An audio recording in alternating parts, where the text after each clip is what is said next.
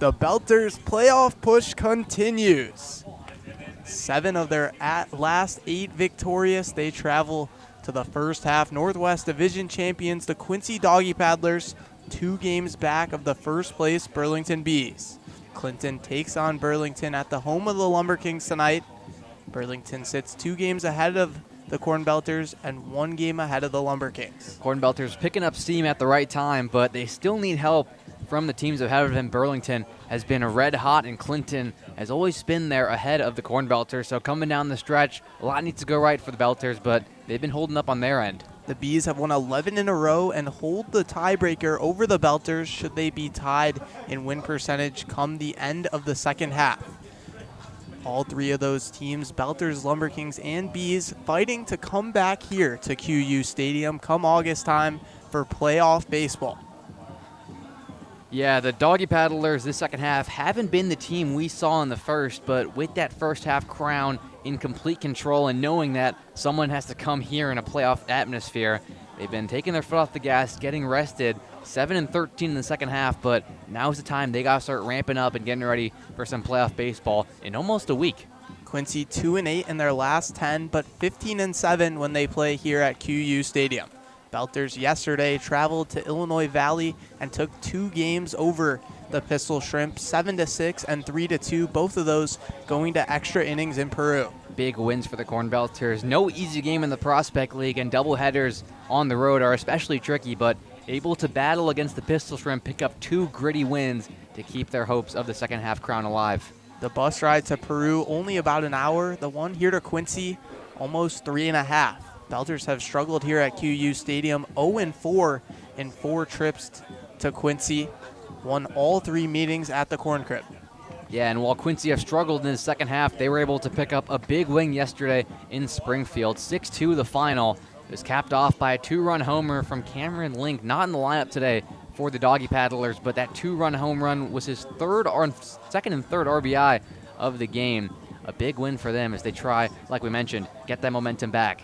8 games left, 2 games back for the Belters. A few individual statistics to track as we head to the end of this Prospect League campaign. Tyler Thompson with 59 hits on his account. He chases his own mark from last summer, 61, and the all-time hits record for the Belters, 71, set by Landon Johnson in 2023. It'll be tricky for Thompson, but if anyone can do it, it could be him the way he's been swinging the bat recently. Thompson been an everyday player for this CornBelters side and continues to stay hot down the stretch. 71, a tall task, but has some good opponents coming up where he can get it done.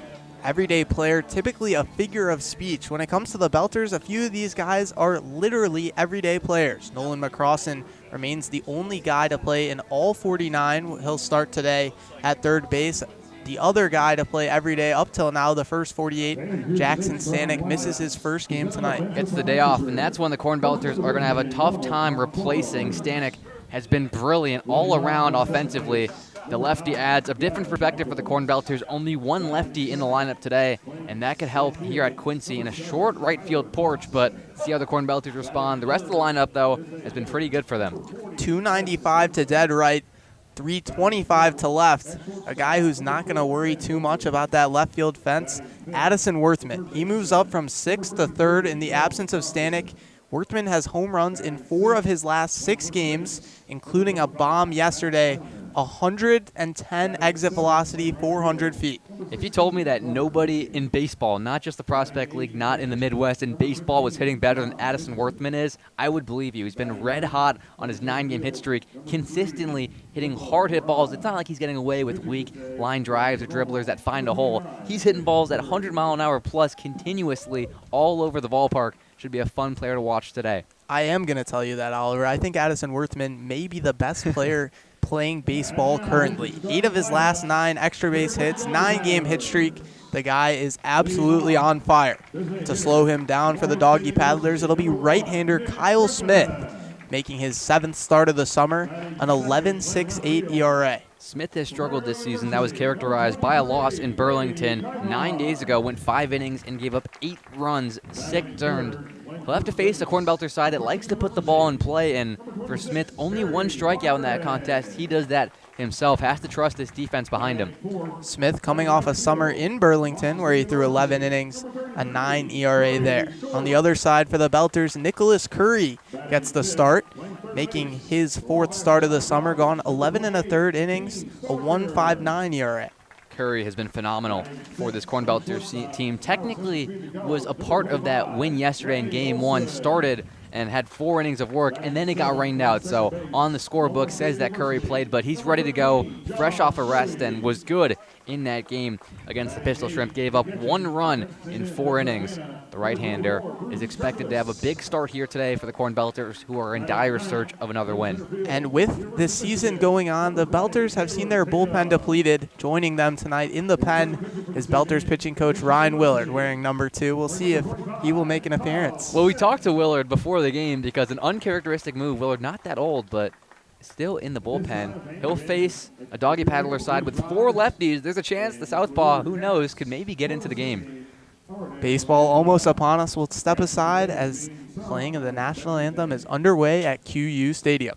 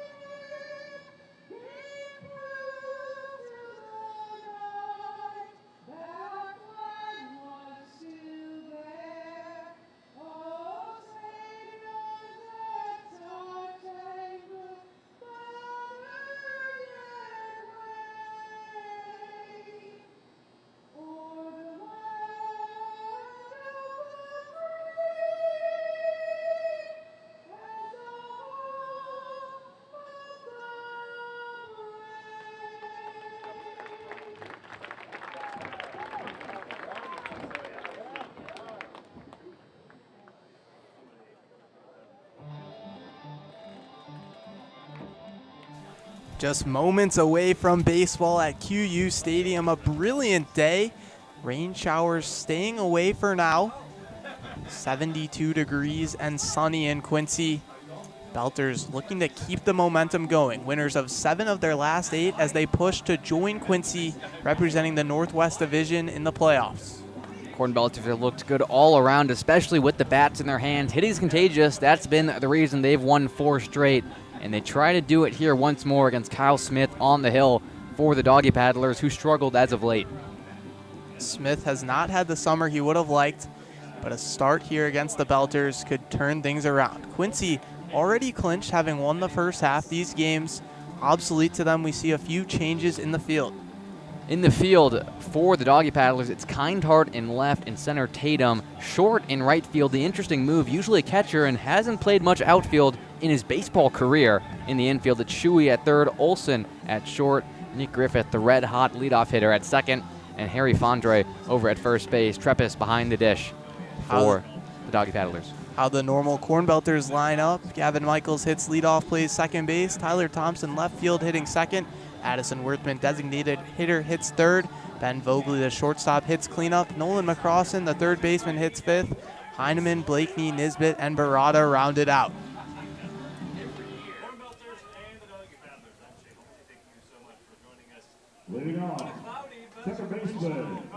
Cloudy skies tonight. Baseball almost upon us. Gavin Michaels digs into the right-hand side. Kyle Smith, the right-handed hurler, readies himself on the mound. Smith working from the first base side of the rubber. Comes set at the chest. First offer of the night. Line into left field, tails foul just past the line. Michaels struggles on the road. Under 150 average compared to a 470 mark at the Corn Crib. First pitch swinging, though, here against Smith. We mentioned that fastball only around 80 miles an hour in the lower end of the Prospect League, and Michaels turned on that one, hit it well, but foul. Smith readies 0-1. Breaking ball misses downstairs. Michaels struggled in Peru yesterday. 0 for 3 with 2 strikeouts in both games of the doubleheader. All black cedar bat, bright white batting gloves, 1-1. Ground ball chopped to the right side. Griffith gonna have a tough play, flips it to first in time. Gavin Michaels hustling down the line, made it close. Quincy able to retire the leadoff hitter. That's a tricky play for Griffith to make. We talked about his struggles for this whole side, but in particular, Griffith has had a rough time over at second base, but able to deal with the high chopper well, doesn't try to do too much with it, and makes the easy flip.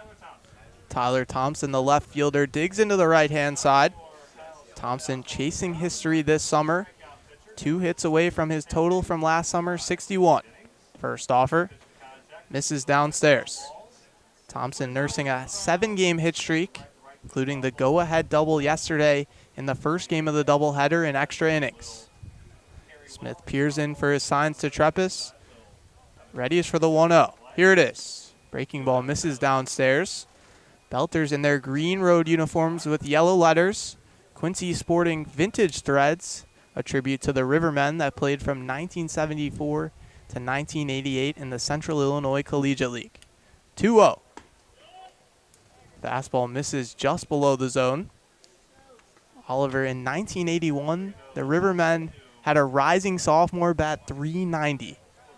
His name, Kirby Puckett. 3-0 pitch. Takes a strike in the top half of the zone. It's a good tribute to the Rivermen and Kirby Puckett. Nice day here for these retro jerseys. See Quincy do a lot of that. 3-1 toss. Line foul down the right side. Puckett would go on to win 2 World Series, 6 Gold Gloves, be a 10-time All-Star, had his number 34 retired by the Twins, and was inducted into the National Baseball Hall of Fame in Cooperstown in 2001 in his first year of eligibility. Smith shakes 2 signs. Now gives Treppis a nod. Set at the chest, the payoff. Breaking ball flied foul down the first base line. Thompson, a tough strikeout. 7 Ks this summer, 183 at-bats. That leads the Prospect League.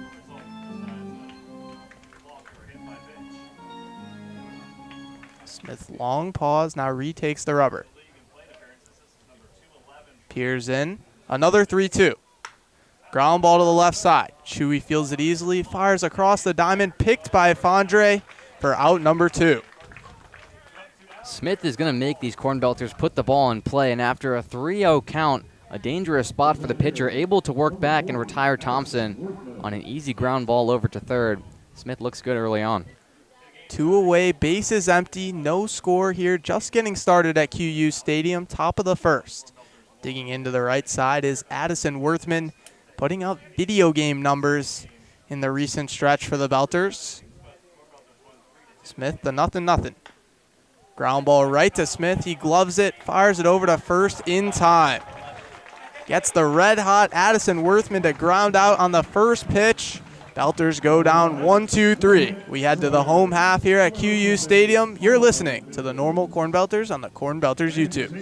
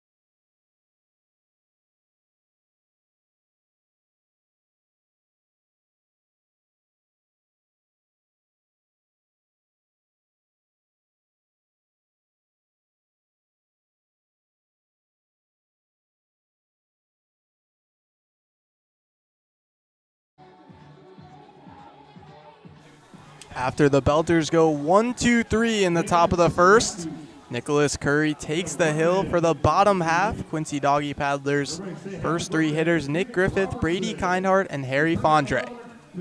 Smith looked good in the top of the first, wasn't throwing hard like we mentioned, but was able to get groundouts and weak contact against a dangerous 1-2-3. Now on the other side, Curry has to face a tough task in this 1-2-3 for the Doggy Paddlers. Curry making his fourth start of the summer, 11 1/3, a 1.59 ERA.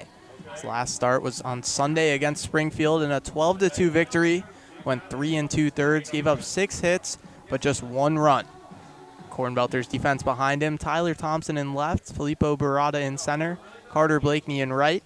The infield from left to right, McCrossin, Vogley, Michaels, and Heineman. John Nisbet squats behind the plate. Nick Griffith, the second baseman, digs into the left-hand side. As the Belters get their defense set, McCrossin gives his pitcher a fist bump, jogs over to third base.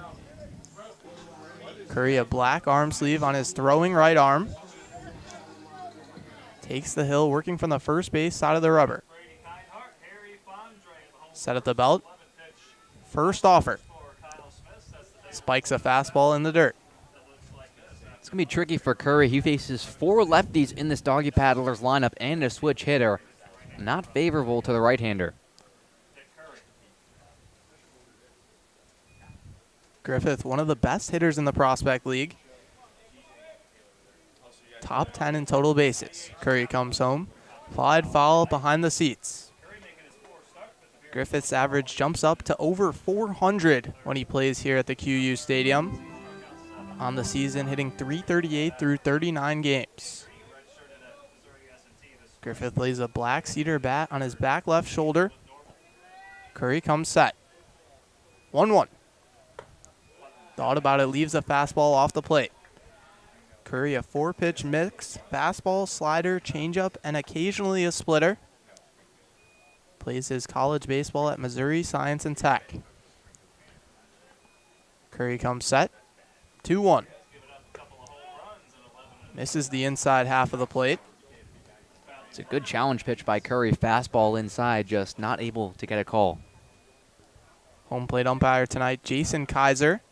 He ejected the manager for the Doggy Paddlers, Kyle Foltz, last time he umped here at QU Stadium. 3-1 toss. Hit, towering pop-up right at home plate. John Nisbet loses the mask and makes the catch for out number 1. Nisbet back there for I think the second time in roughly a month. He's been dealing with a thumb injury, and that's a tough pop-up. 80 degrees, it was almost straight up off the bat.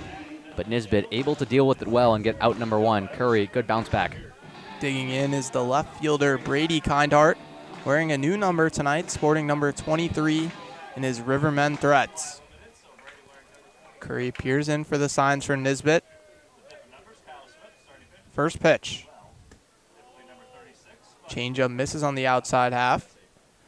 Nisbet back on June 17th, hurt his thumb. 24 games missed. Returned on Sunday versus Springfield. 1-0 pitch. Misses below the zone. Wind blowing right to left, pointed towards left field. We mentioned the short right field porch. Batters getting some help out to left. 1 away, no one on base. Here, no score in the bottom of the first frame. Curry readies, 2-0 home. Ground ball fouled on the left side into the Doggy Paddlers dugout.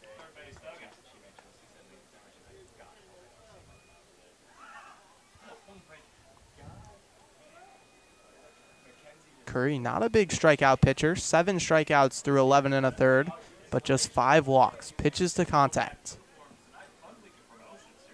Kicks and deals. Fastball clips the top half of the zone. Curry working very slowly so far, especially compared to the pace Kyle Smith set in the top of the first. Curry readies. Hurls the 2-2. Big cut and a miss, strike 3. First strikeout of the day for Nicholas Curry.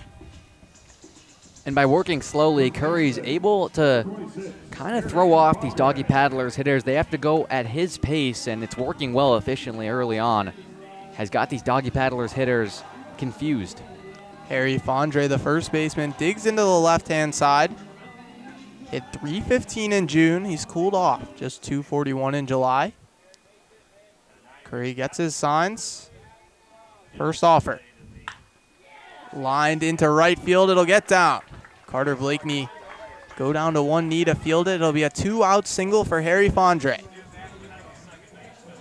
Good piece of hitting by Fondre. Takes a fastball the other way, gets ahead of it, and pulls it into right field. Nothing Michaels at second could do about it. Thought about maybe trying to make the acrobatic leap, but realized it wasn't too possible. Another lefty. Brody Short digs in. Curry peers in for the signs. Short, one of the most dangerous hitters in the Prospect League. Fondre leads off first, 2 away. Curry comes home. This is inside with a heater. Few of these inside fastballs appearing to catch a lot of the zone. Jason Kaiser not convinced. 1-0 the count. Runner on first with 2 away. Curry peeks over at Fondre. Heineman holding him on. 1-0 toss. Misses outside with the fastball. Heineman hasn't played a whole lot of first base. One of a multitude of belters looking to pick up the slack in the absence of Jackson Stanek.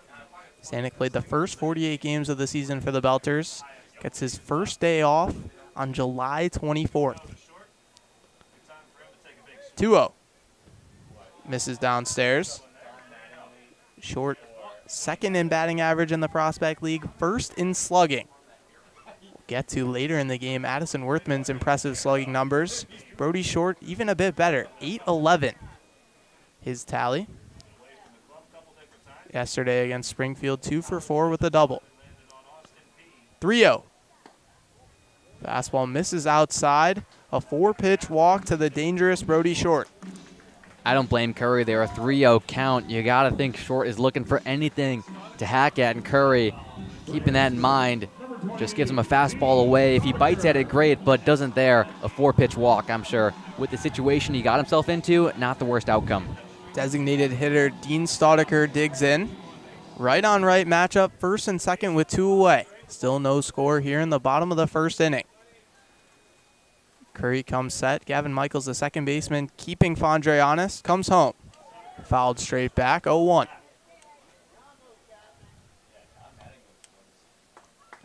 Staudiker got the day off yesterday.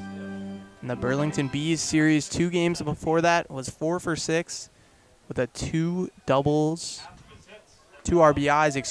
on 2 doubles. Curry readies for the 0-1. Rocks and delivers. Misses outside. Nisbet has caught 8 runners stealing behind the plate. 8 for 28. See if they test him. Harry Fondre at second base with just 2 stolen bags. Brody Short at first, yet to register a swiped base. Curry set at the belt. Peak to second base, 1-1 home. Slider misses off the outside half. It's a CornBelters catching crew that is aggressive in their own right. A lot of back picks we see over to first base, second, wherever. Nisbet, Heineman, McCrossan, all the catchers in this lineup, aggressive and trying to get runners out.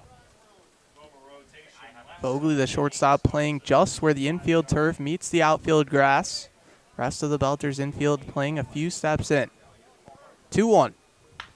Ground ball to the left side. Vogley fields it, flips it over to Michaels for out number 3. Doggy Paddlers strand 2. CornBelters get out of the jam with no runs in. We'll head to the second inning. You're listening to the normal CornBelters on the CornBelters YouTube.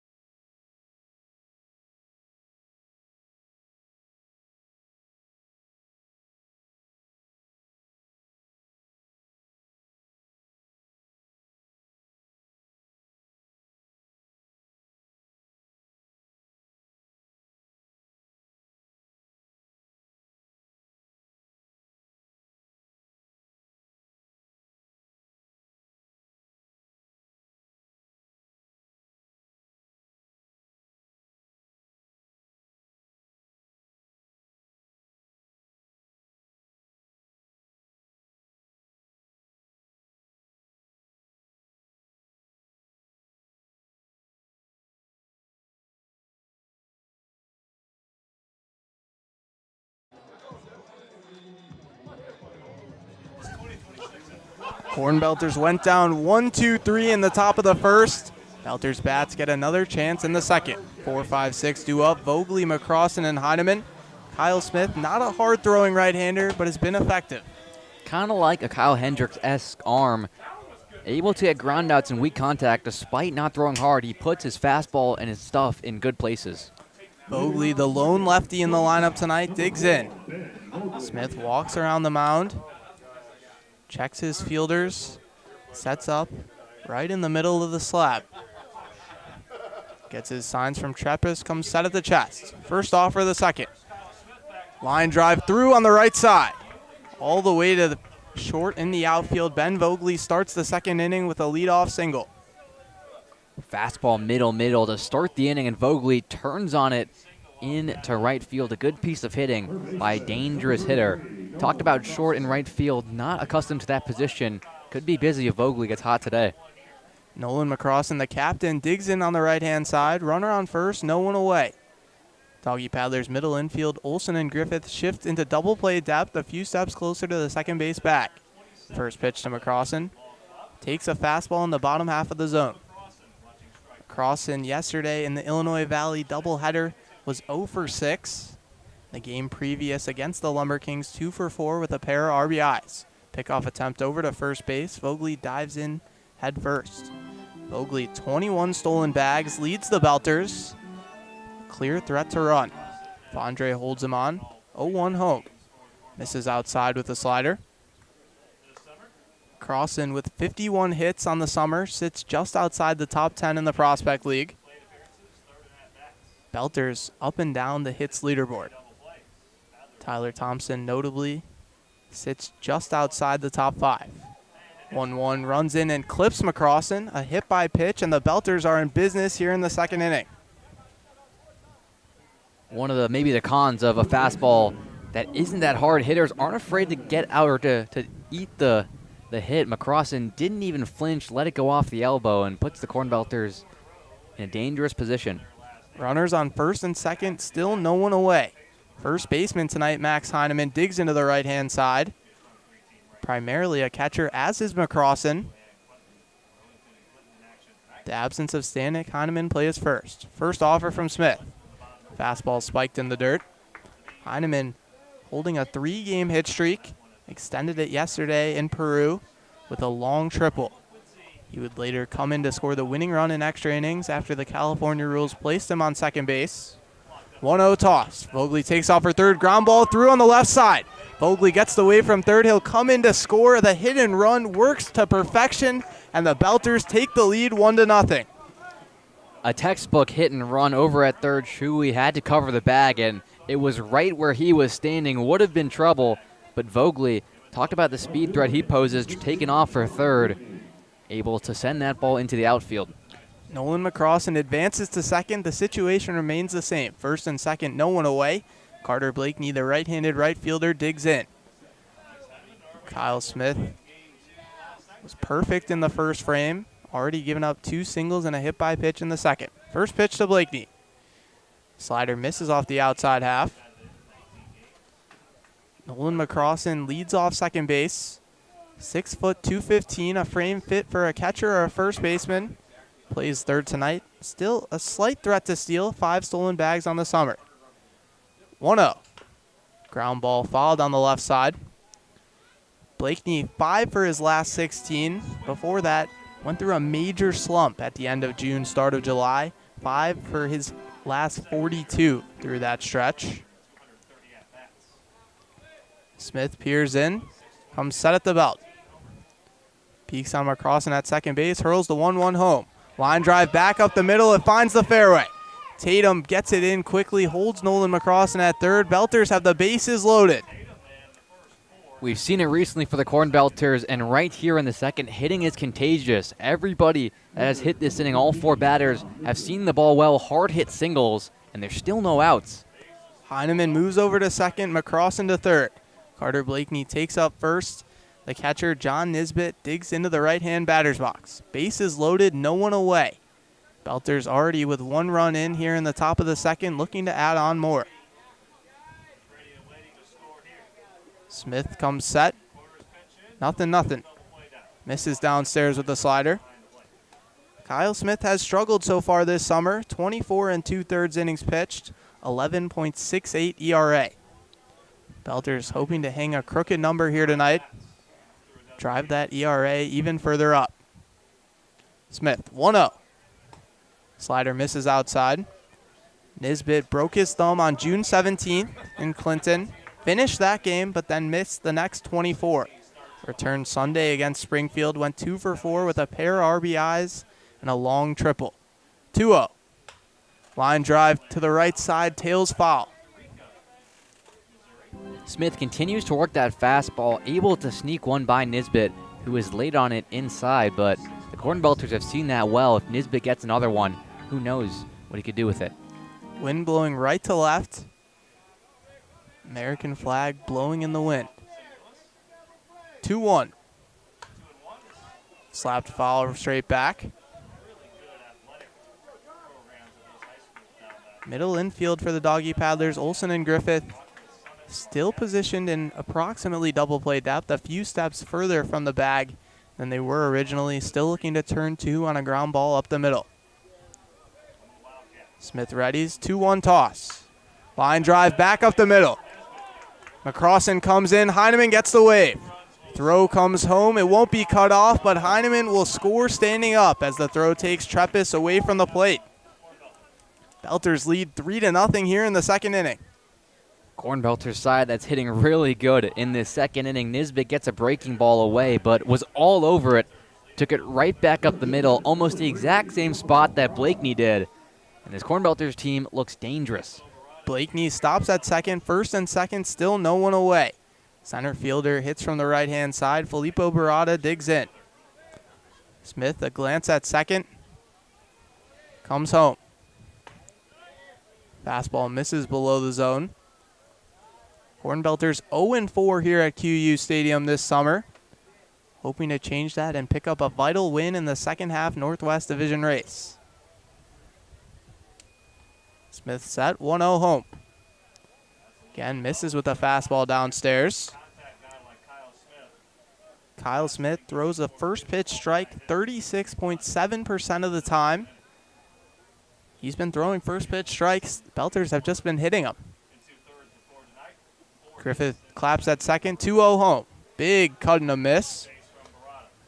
Changeup that Kyle Smith pulled the string on.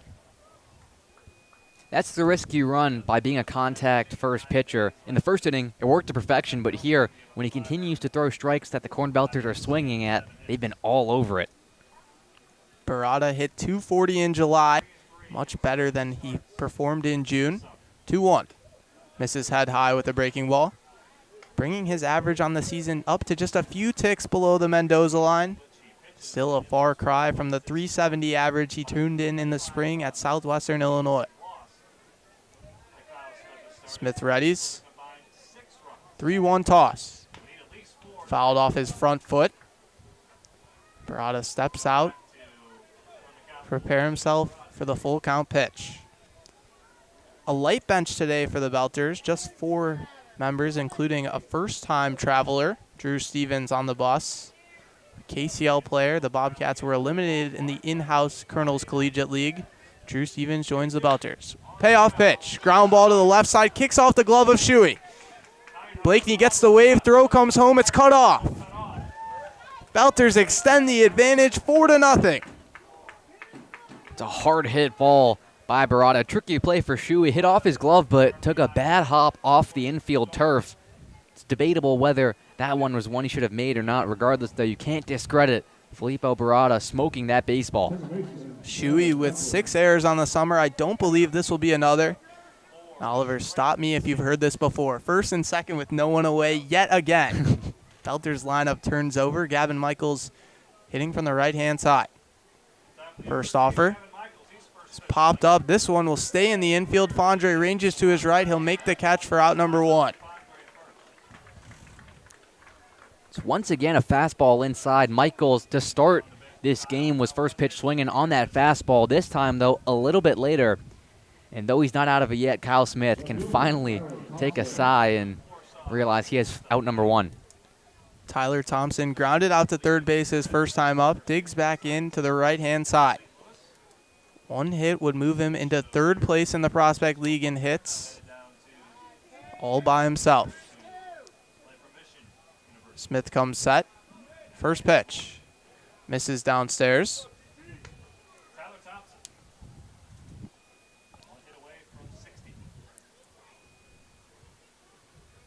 Thompson has yet to hit over 300 for the Belters here in his third summer. He's hitting 322 through 44 games. 296 and 286 the last two. 1-0. Ground ball back up the middle. Griffith makes the play, sliding glove flip to second to take Filippo Barada off the base pass. What a play. That's an unreal play by Nick Griffith. A straightaway hit that looked to be destined for the outfield grass, but Griffith charged that one deep in the hole, makes the backhand. And how about the flip to second, helping out his pitcher? Nisbet moves to third. Runners on the corners with 2 away. The red-hot Addison Worthman digs in. Home runs in 4 of his last 6. Worthman slugging over 730. A stat calculating the rate of total bases per at-bat. First offer, misses downstairs. To put that number in Major League terms, Oliver, just one player in the Major Leagues is hitting over 600. Yordan Alvarez leads the Major League Baseball with 656. 1-0. Fastball fired in at the top half of the zone. Worthman enjoys hitting with 2 strikes. We've seen many of these extra base hits coming with 2 against it. Runners on the corners with 2 away. Smith readies. Hurls the 1-1 home. Thompson takes off. Foul ball. Fouled straight back off Treppes's mitt. Thompson, with 10 stolen bases on the summer, will have to retreat back to first. And it's kind of uncharacteristic that such a power hitter like Worthman would be so good with 2 strikes, but his approach is just so strong and professional. 1-2 count. Smith readies, rocks and fires. Misses head high with the fastball. Treppes popped out of his stance after Thompson took off on the last one. No movement over at first base. Thompson leads off first. Nisbet leads off third.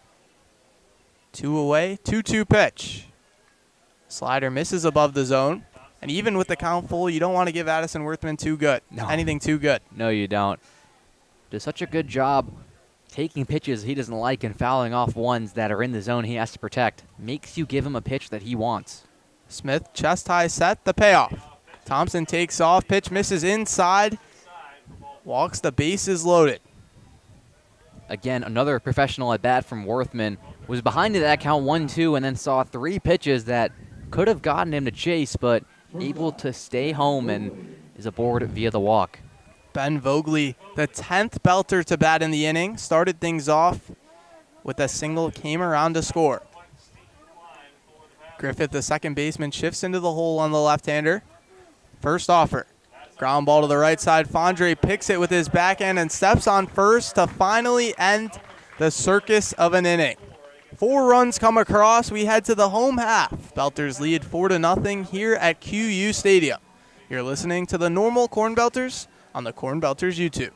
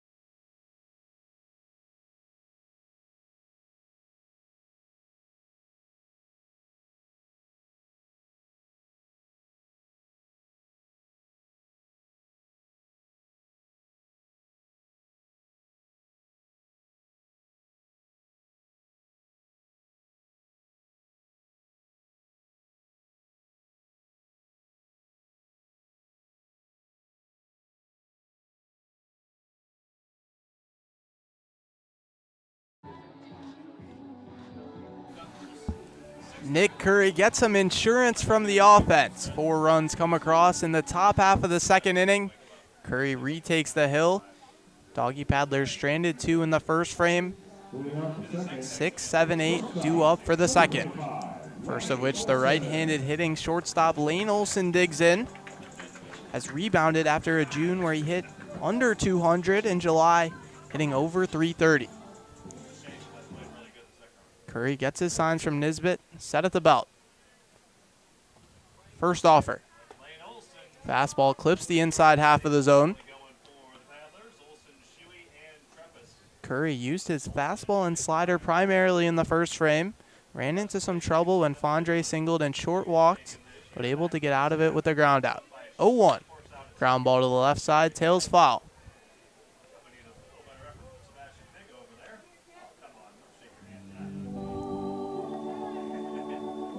Olson got the day off yesterday against the Lucky Horseshoes. In the Bees series, he was 2 for 8 with an RBI. Curry readies. 0-2 pitch. Fastball, strike 3 looking. Locked him up right at the knees. The first out of the second inning comes by way of the punch-out.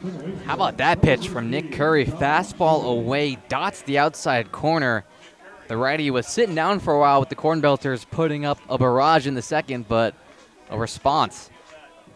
John Shuey digs in for his first appearance. A switch hitter hits from the left-hand side. Curry comes set. The right-handers deal. Fastball paints the inside corner. Shuey 1 for 18 in July. His last hit came back on July 4th against the Champion City Half-Tracks, where he went 1 for 4. 0-1. Fireworks on July 4th feel a long time ago.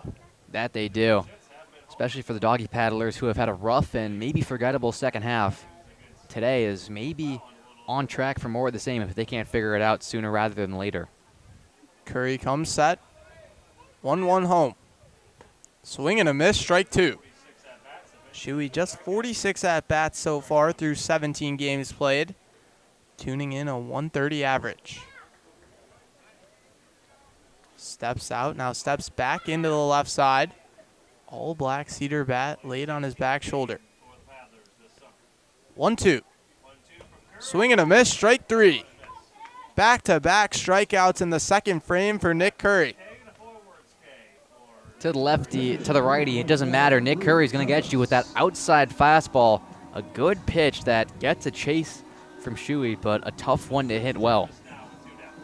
Bruce Treppis digs into the left-hand side. 2 away and the base is empty. Belters lead 4-0 here in the bottom of the second inning. Treppis waves his bat around, now brings it to rest. First pitch. Misses downstairs with the fastball. Curry sitting at 84 miles an hour with his heater. Slows it down primarily with a slider and a change. Big deep breath, 1-0 home. Changeup misses outside.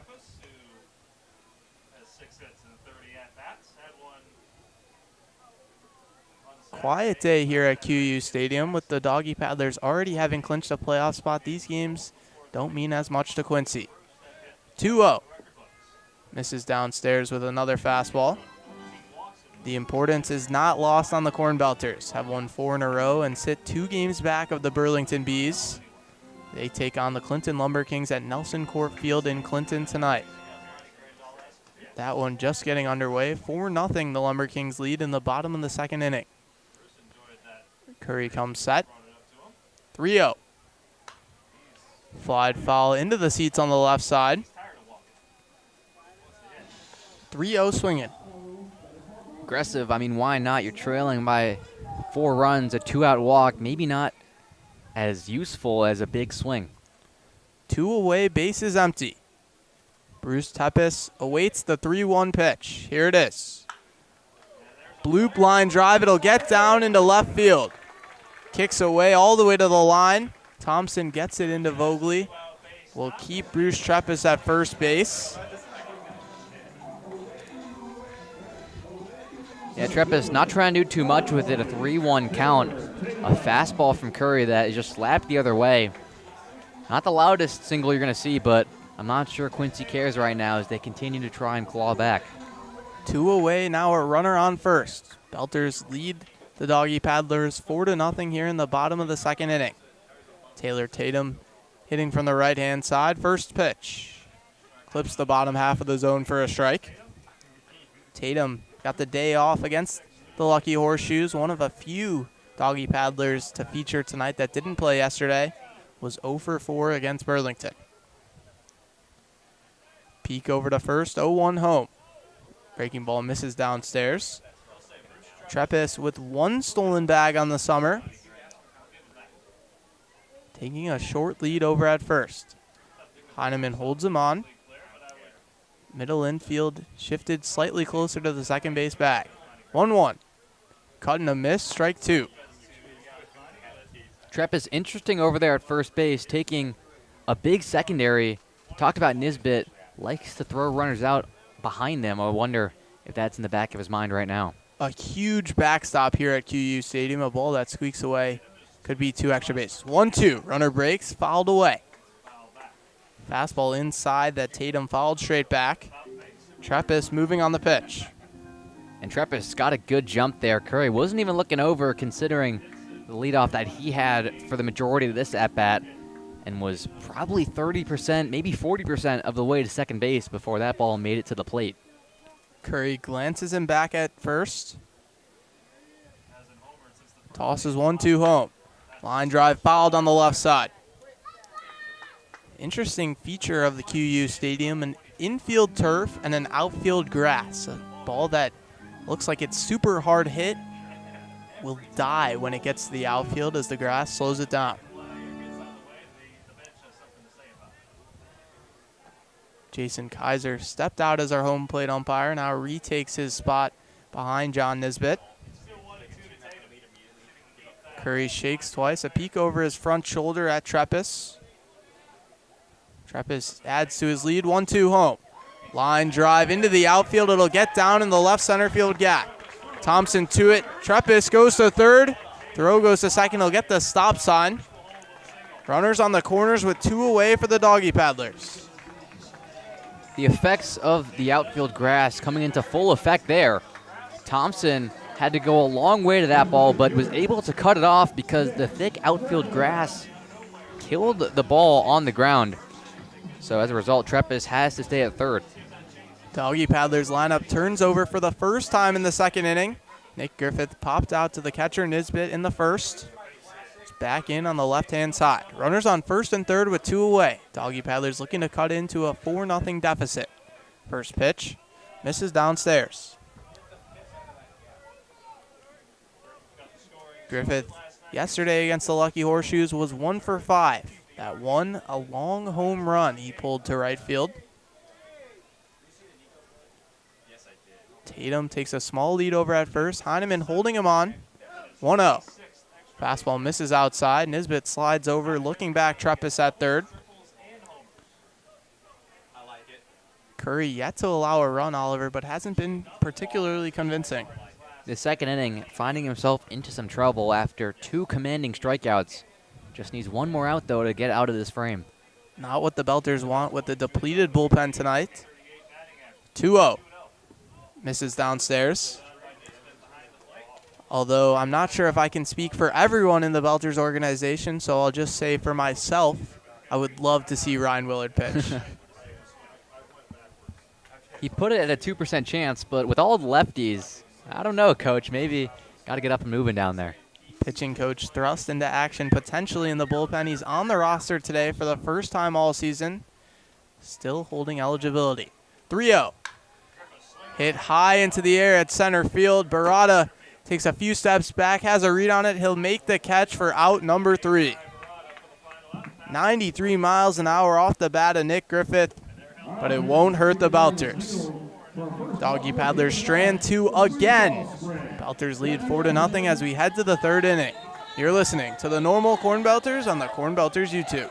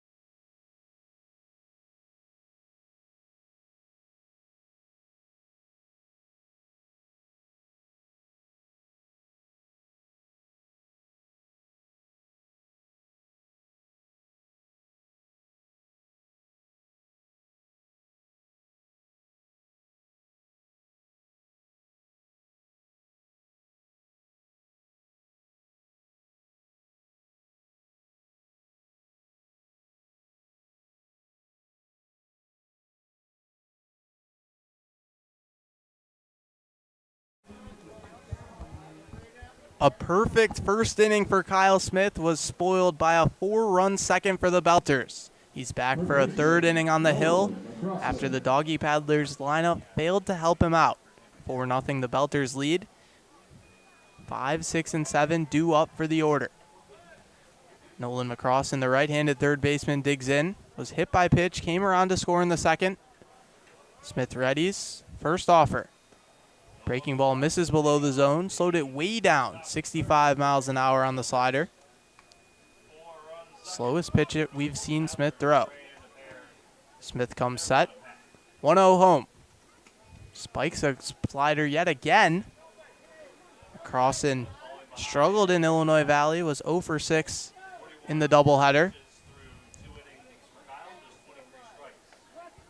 Yellow barreled bat, green handle. 2-0. Big cut and a miss.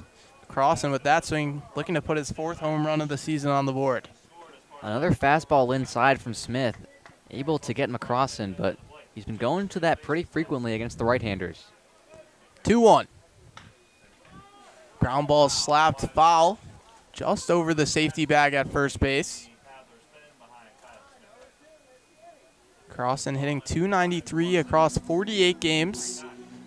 The only guy in the Belters lineup to play every single day. In talks on the bus to return possibly for 2027. 2-2. Hit well out to right field, carrying. It'll tail foul off the silo in foul territory. Crossan, a veteran of this CornBelters squad, one that Billy Du Bois wants back next summer. Already building for the future, even with the playoff push underway. Smith shakes 2 signs from Treppis. A third. Nods at his catcher and comes set. 2-2. Misses head high with the fastball.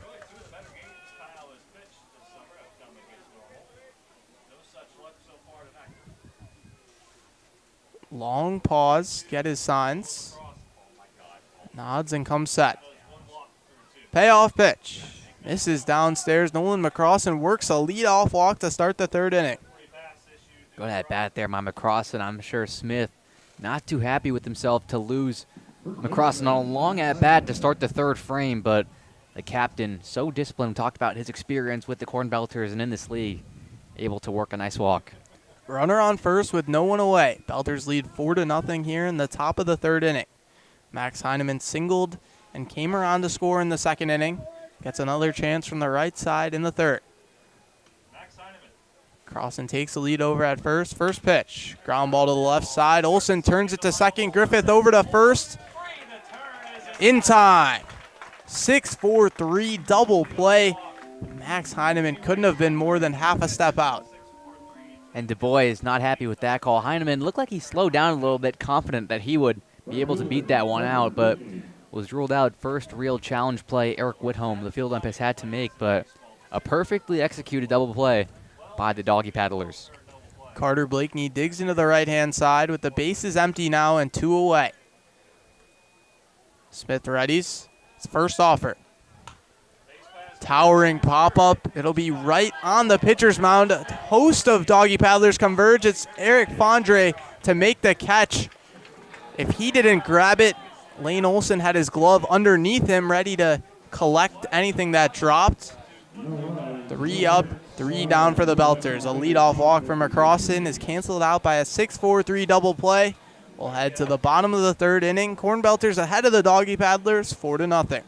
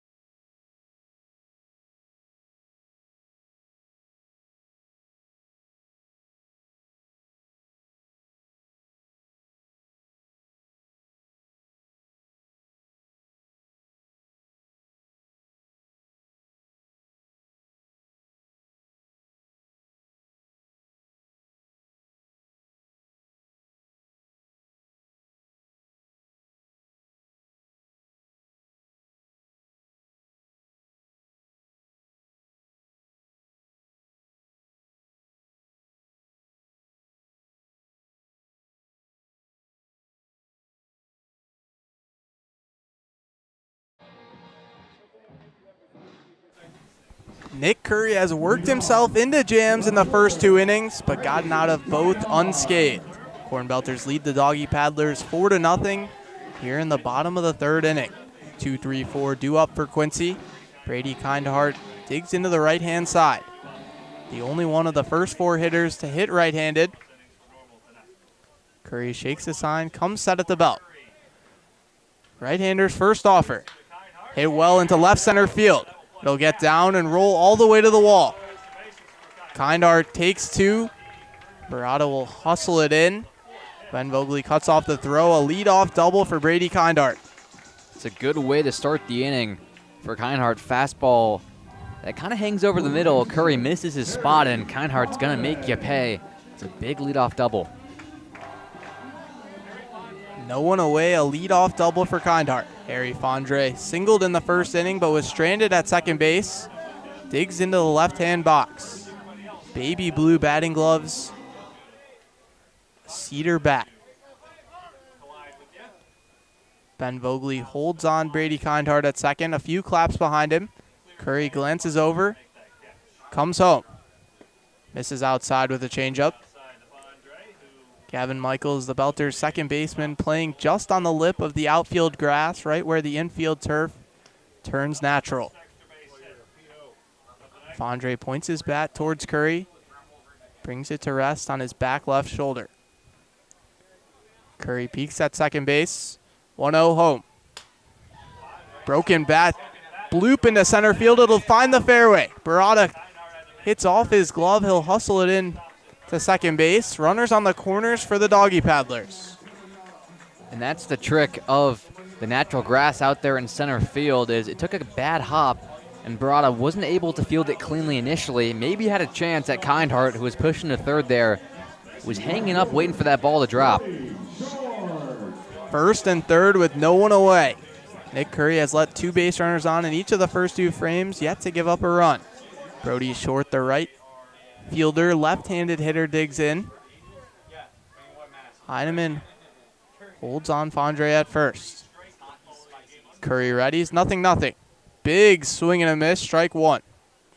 Short with 11 home runs on the season, 4th best in the Prospect League. 46 RBIs on his account. That's top 5 mark. 2 ducks on the pond for him here. Curry stares in.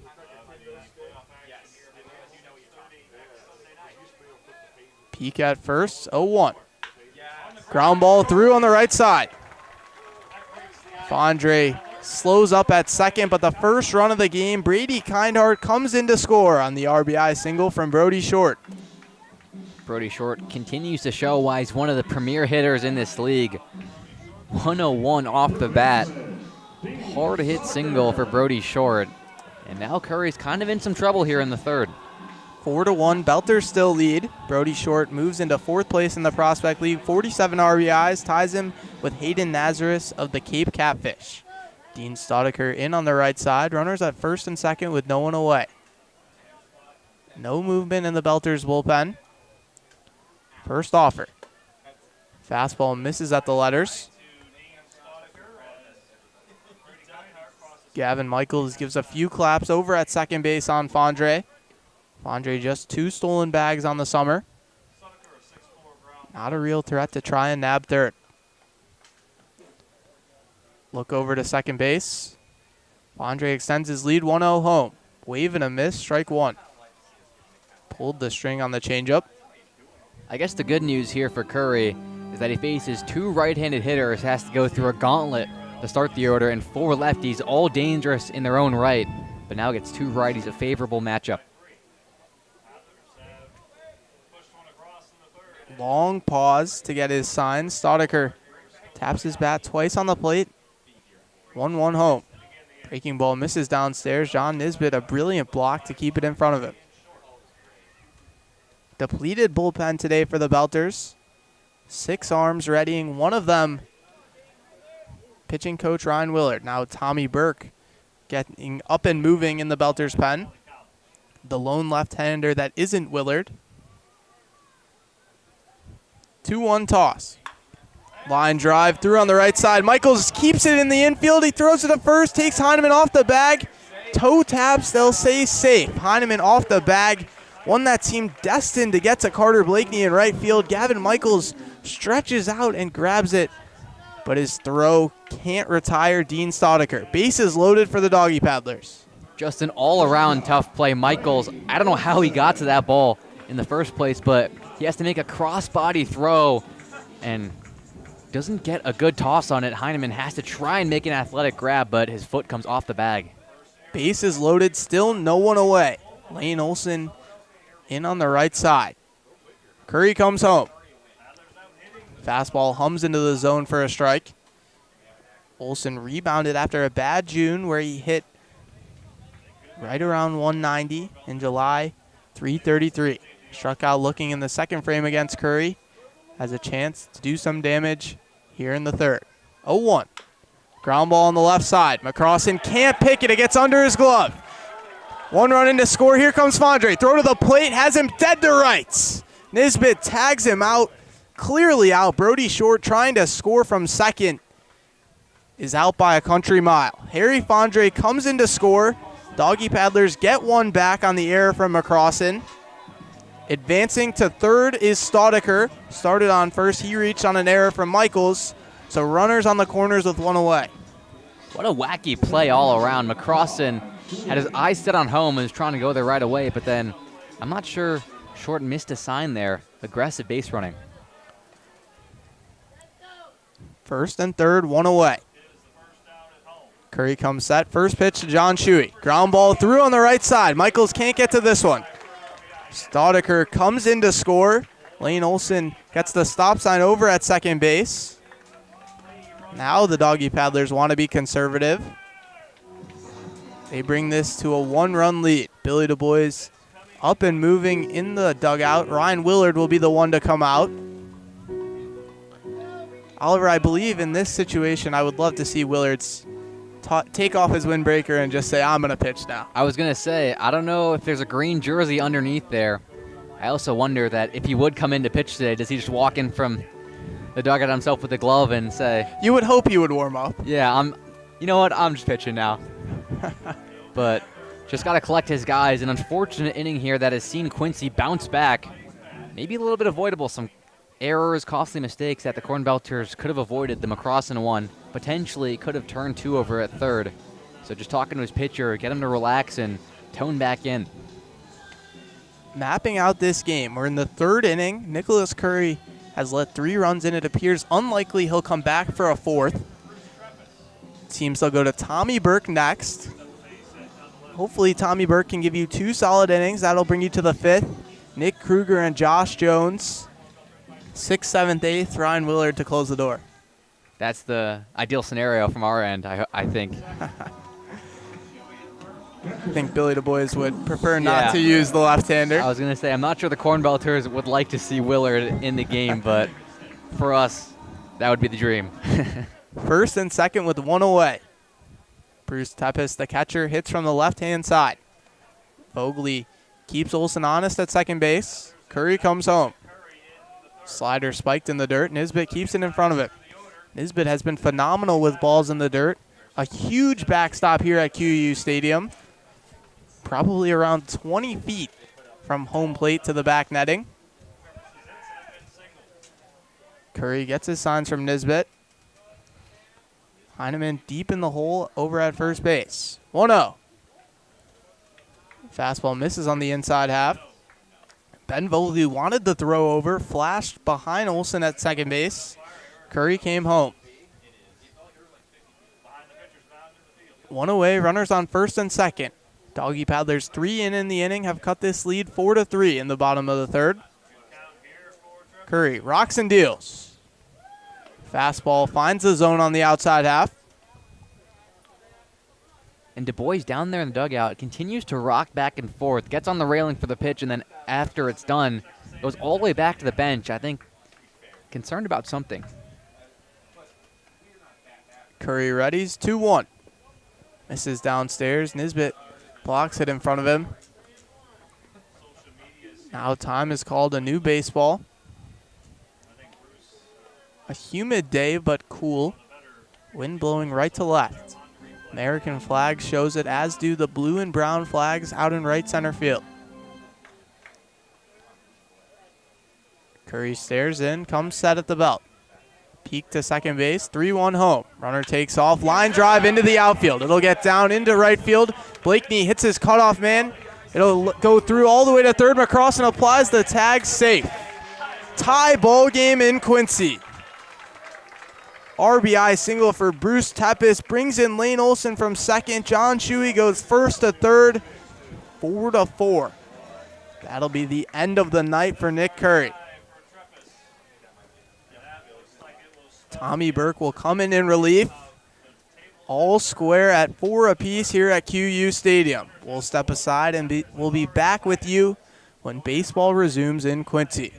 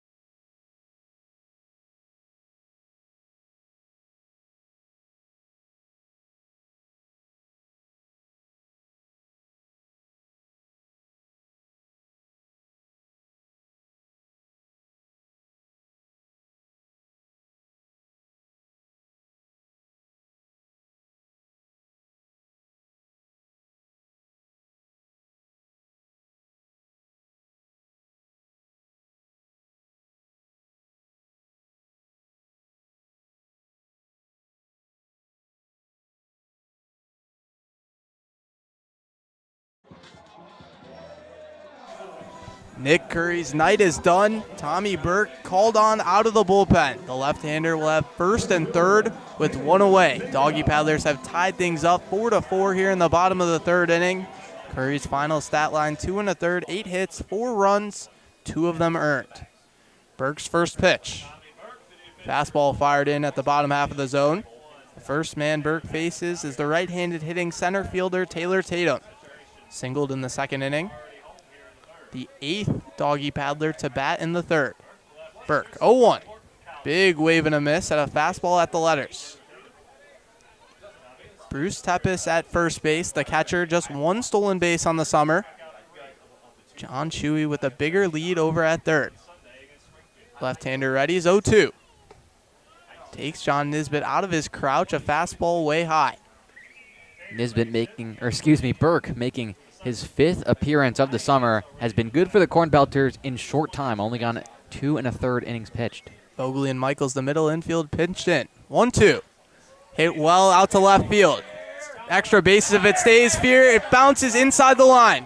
Kicks away. Shuey in. Here comes Tepes. Throw is cut off. He'll slide in safely. Doggy Paddlers take the lead on a double from Taylor Tatum.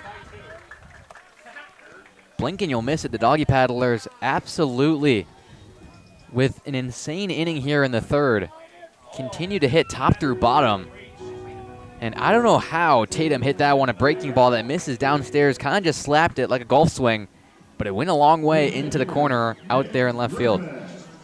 6-4, the Doggy Paddlers now lead. Billy Du Bois came out and talked with home plate umpire Jason Kaiser. Unclear about what. Doggy Paddlers lineup turns over. The 9th hitter of the inning, Nick Griffith, the left-hander, with a runner on second and 1 away. Burke stares in. Set at the belt. Comes home. Tatum takes off, pitches a ball. He'll slide in. No throw from Nisbet. 7th stolen base on the summer for Tatum. The Doggy Paddlers are running riot here in the 3rd inning. Burke stares in, working from the 3rd base side of the rubber. 1-0 pitch. Fastball misses below the zone. Nick Kruger starting to get loose in the Belters bullpen. 2-0 pitch.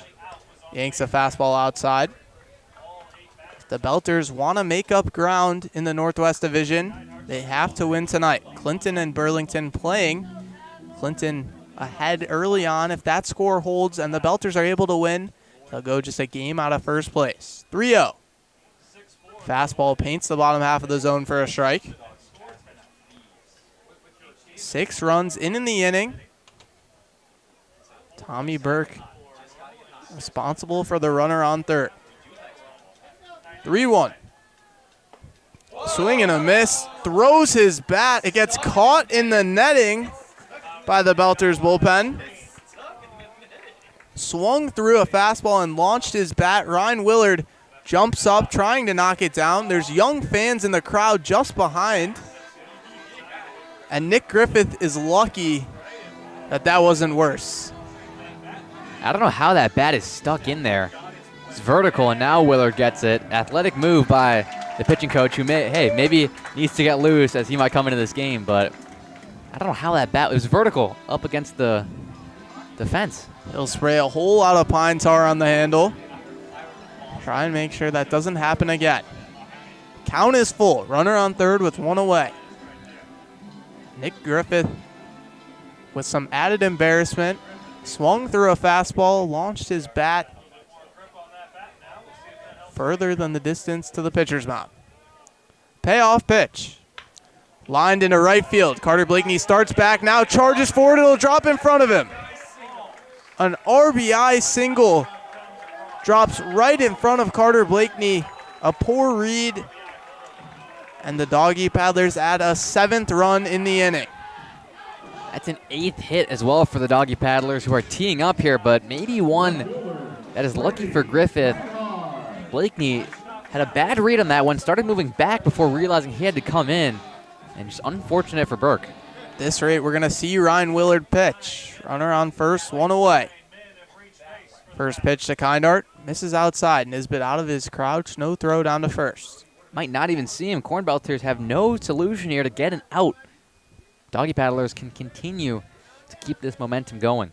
Nick Kruger continues to get loose in the Belters pen. 1-0 pitch. Swing and a miss. Fastball in the bottom half of the zone. Brady Kindart started the 3rd inning with a double, came around to score. Burke stares in. Griffith 6 stolen bags, 1-1. Flied foul in the right field. Griffith with a 1-way lead against the left-hander Burke. Tommy Burke started the season with the Belters, played last summer in Normal, spent some time in the KCL, some rehab outings, the in-house Colonel Collegiates League. Rain starting to come down here at QU Stadium. 1-2. Runner goes. Nisbet throw down, tag applied, safe. Good throw for Nisbet. Already 8 runners caught stealing this summer. Can't add a 9. Nick Griffith gets his 7th stolen base of the summer. Pitch was a ball. Count goes to 2-2. Brady Kindart hoping to add on to an already 7-run inning. 2-2 slider misses outside. It's a long inning to stand out there in the field. That it is. Also, got to wonder if Kyle Smith's day is done, because he's been sitting a long time over there in the dugout. Belters hope he comes back out, put 4 runs across against him. Here's the payoff. Fastball runs inside, nearly clips Kindart. Tommy Burke yet to record an out. Situation getting tricky for the CornBelters, who really don't have an answer for this Doggy Paddlers offense. continue to put up good at-bats. First and second with one away. 7-4, the Doggy Paddlers lead. Harry Fondre, a third at bat of the game, second of the inning. Hits from the left-hand side. Vogley, few claps over at second base. Burke comes home. Yanks a fastball away. 1-0. Yad is up in the dugout, perhaps wondering when it's his turn to get loose in the bullpen. Fondre taps the plate twice. Now ready. It's 1-0. Fastball yanked way outside again. Nisbet busy. He's been fantastic at keeping the ball in front of him early. Heineman and Michaels deep in the hole on the right side. Ben Vogley holding on the runner, Griffith. 2-0. Fastball just misses on the outside half. And you can't let Brody Short on deck. Billy Du Bois gets a warning, clearly arguing that strike call. Jason Kaiser. Billy Du Bois looked back in the dugout at our analytics trackman, Brady Goodman, to confirm what he thought was a strike, and then let Jason Kaiser know exactly what he thought of it. Not too happy. Not at all. Words not suitable for air. 3-0 pitch. Fastball misses inside. A 4-pitch walk for Tommy Burke. Billy Du Bois is not going to get out of this game. He's got to be careful. 4 suspensions for Du Bois, and the CornBelters are giving him nothing to be too happy about. This is ugly. 7 runs already in. The bases loaded. 1 out. Nicholas Curry got it. A pair of errors, and now guys are hitting for the second time in the inning. Brody Short was thrown out at home, the lone out of the inning. Awaits the first offer from Burke. Takes a called strike on the outside half. Same spot that Tommy Burke just was ruled as a ball. No hitter has been out in this inning. 0-1 home. Runs behind him. It'll get all the way to the backstop. Nisbet fumbles with it. Another run in to score. Nick Griffith comes in from third. Brady Kindart over to third. Fondre to second on the wild pitch. Things going from bad to worse for the CornBelters. 8-4. All 8 coming in this bottom of the third inning. Short, not the guy you want up here either.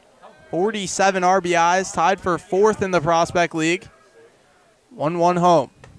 Misses inside. Short has to dance out of the way of it.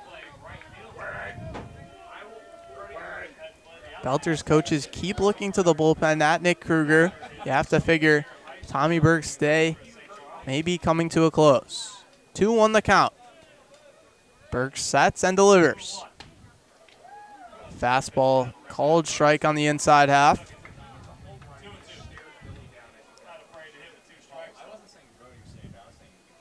Michaels deep in the hole at second base. Left-hander swings his bat back and forth towards Burke. Now brings it to rest on his shoulder. 2-2. Slapped fouled on the left side. Almost got Staldecker on deck, who is gearing up for a second trip to the plate this inning. I mean, this is such a crucial pitch here for Burke. The CornBelters, you kind of just need one at this point. Burke stares in at Nisbet. Comes set, hurls the 2-2 home. Misses outside with the fastball. Billy Du Bois checks with Brady Goodman, the analytics man. Confirms that one was indeed off the outside half. He was ready to explode. Count is full. 1 away, runners on second and third. Doggy Paddlers already with 8 in. Here's the payoff. Misses inside, another walk. Tommy Burke's night is done. Billy Du Bois will cross the white line. Tommy Burke doesn't record an out. Long night for the Belters continues. 4 runs came across in the top of the frame. In the top of the second. And now in the bottom of the third, 8 have already come across. The bases are loaded, and there's just one away. Belters will rely on Nick Kruger. We'll step away. Be back with you when baseball resumes here at QU Stadium.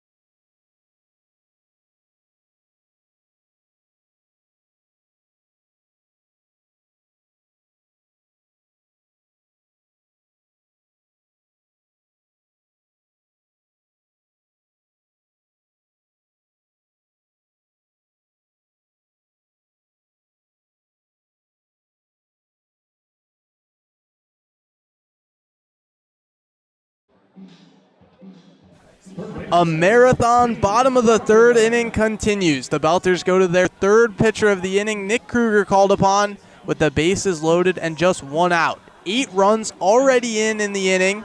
8-4, the Doggy Paddlers lead the CornBelters. Dean Staudiker into the right side. Reach on an error by Gavin Michaels earlier in the inning. Kruger readies his first pitch. Fastball clips the outside half for a strike. Every single Doggy Paddler has either driven in a run or scored in the inning. Kruger nods at the signs from Nisbet. Comes set. Long pause. Here's the 0-1. Hit well out to deep left field. A no-doubt grand slam. Dean Staudiker hangs a crooked number on the CornBelters. Not a single Belters fielder even moved, and it goes from bad to worse for the Belters. Bad to worse. If there's something worse than worse, it would be this. I can't believe what we're seeing here. An absolute meltdown by this CornBelters pitching staff.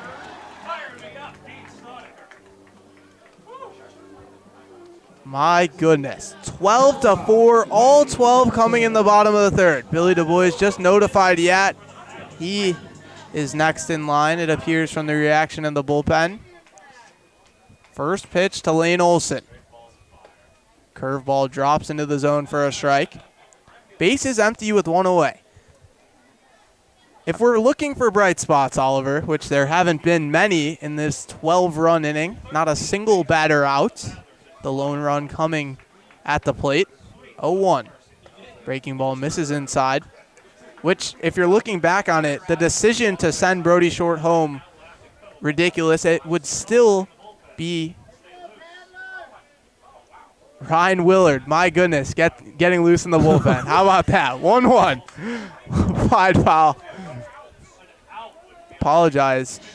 Completely lost my train of thought because Ryan Willard, the CornBelters pitching coach, is getting loose. He's put on a jersey, first of all, and he's about to go get loose.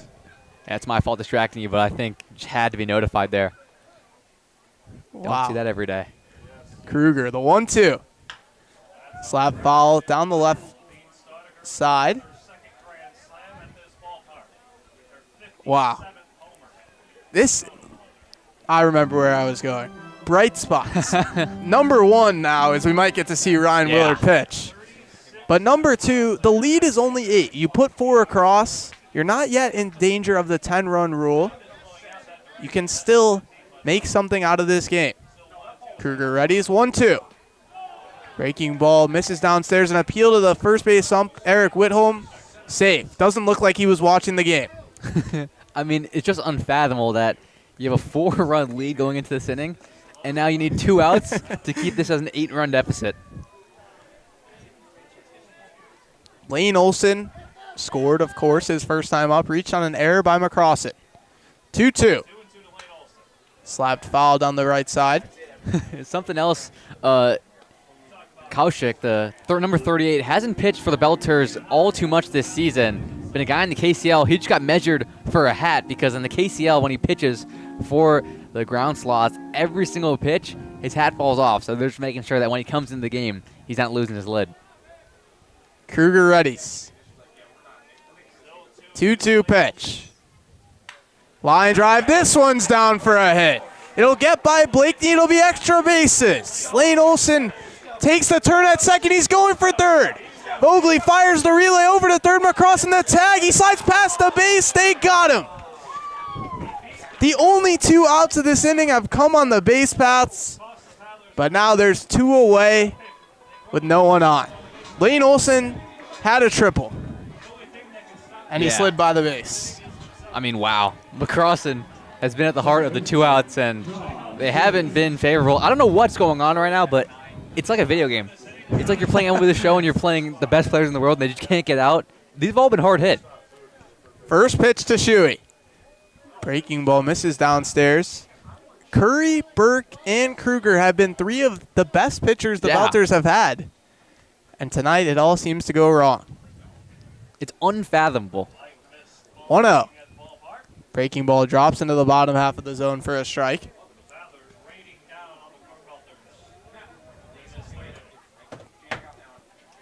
If the Belters can get out of this anytime soon, I don't believe the team talk in the dugout will be too enthusiastic. 1-1. Flied into left field. Tyler Thompson charging in on it. He'll make the sliding catch for out number 3, but not before 12 runs come in. Woo. 12-4, the Doggy Paddlers lead the CornBelters. The bright spot Belters bats due up next. The bullpen and the bench for the CornBelters looking to fire up these fielders who have been in the field for what, an hour? It's been too long. It's been too long. My goodness. We'll step away, and the Belters try to chip away at the lead. You're listening to the normal CornBelters on the CornBelters YouTube.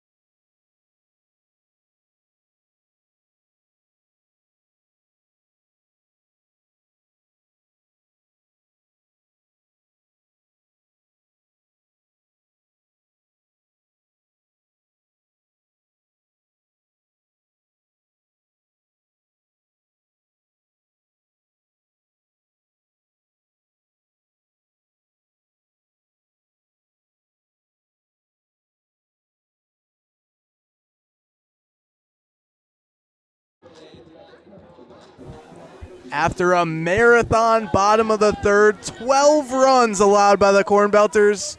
We head to the top of the fourth. Belters bats finally get a chance to answer. Went into the bottom of the third with a 4-0 advantage. Now trail 12-4. Kyle Smith, the starter for the Doggy Paddlers, back for a 4th frame. Belters got to him in the second, put 4 runs across. It's been almost 45 minutes since Smith last threw a pitch in this game. Went down to the bullpen in that long inning to stay loose. John Nisbet, the right-hander, first pitch. Takes a ball off the plate. Nisbet singled and was stranded at third in the second inning. A frame that feels like a century ago. Smith set at the chest, 1-0. Big cut and a miss, a breaking ball missed downstairs. And it's starting to rain here. I wonder if that plays favorably to the CornBelters. Maybe a rain out and you give yourself a chance to reset because that was a long bottom of the third. Smith ready is 1-1 toss. Cut and a miss. Nisbet held his swing but knew it was already past the point of no return. Continued it all the way around into the backswing. 1-2 count. No one on, no one away. Nisbet starting the top of the fourth. 1-2 pitch. Breaking ball misses downstairs. Few more arms getting loose in the Belters' pen. Smith set, 2-2. Runs in and hits Nisbet in the back. The first base runner in a long road of return. I mean, you come in to the third inning with a 4-0 lead. Now you trail by 8. To claw back in this game, you got to get base runners, kind of like the Doggy Paddlers did. It come with the grand slam from Staudiker, but a lot of it was just hard-hit singles, finding gaps. That's what the CornBelters really need. Filippo Barada in on the right side. Smith's first offer. Fouled straight back. A slight correction. The Belters bullpen not active with arms. Simply guys grabbing their backpacks and moving it into the dugout to avoid the rain. Nisbet leads off first. 2 stolen bases on the summer. Pickoff attempt. He dives back in head first. Second baseman Griffith playing over towards the second base bag. Shortstop Olsen stays deep in the hole. Smith set, 0-1. Fly ball into shallow center field. Tatum coming in on it. He'll make the play for out number 1. Wind blowing out. Tatum was playing a little bit deeper there, kind of anticipating it to come further. And then maybe the rain that's starting to come down here knocks it down a little bit further. Tatum had to rush in and makes an easy catch, though, for out number 1. Lineup turns over for a third time. Gavin Michaels in on the right side. Runner at first with 1 away. Smith set at the chest. First pitch to Michaels. Fastball misses on the outside half. Rain continuing to accelerate here at QU Stadium. Michaels 0 for 2 in his first 2 trips to the plate. Smith has had his number. 1-0 home. Ground ball fouled on the third base line. Michaels continuing an 0 for 6 day from yesterday. Remarked that he wasn't able to see the ball very well in Peru. Should be no issue here in Quincy. Smith, another pickoff attempt over to first. Fondre applies the tag on a sliding Nisbet. No real conviction in the pickoff attempt from Smith. Turned quickly, but just lobbed it over. 1-1 toss. Runs in, nearly clips Michaels. He walks across the other batter's box. Doesn't appear to have clipped him. Nisbet advances the 90 feet to second base. And it was kind of a delayed move to second by Nisbet, maybe making sure that it didn't clip Michaels. And regardless, it was fine because mentioned how deep this backstop is. Now the CornBelters need it to play in their favor. Gavin Michaels with 10 RBIs on the summer. Joined late, one of the few normal community players joining after their season ended in the sectional semis. 2-1. Ground ball to the left side. Shuey picks it. It clips off his glove. Olsen picks it up for him, ranging over from short. He slips as well. It'll be an infield hit for Gavin Michaels. He'll take it. Yeah, Michaels picks up a much-needed hit on the road, but maybe a questionable decision because Shuey was right there, and then the rain playing a factor just slipped out, and he lost initially, tried to turn to pick it up, and the rain playing full effect there, wiped out. Tyler Thompson digs into the right-hand side. Runners on first and second with 1 away. Belters with some work to do to make up a 12-4 deficit. Smith the peak at second base, 0-0. Breaking ball misses downstairs.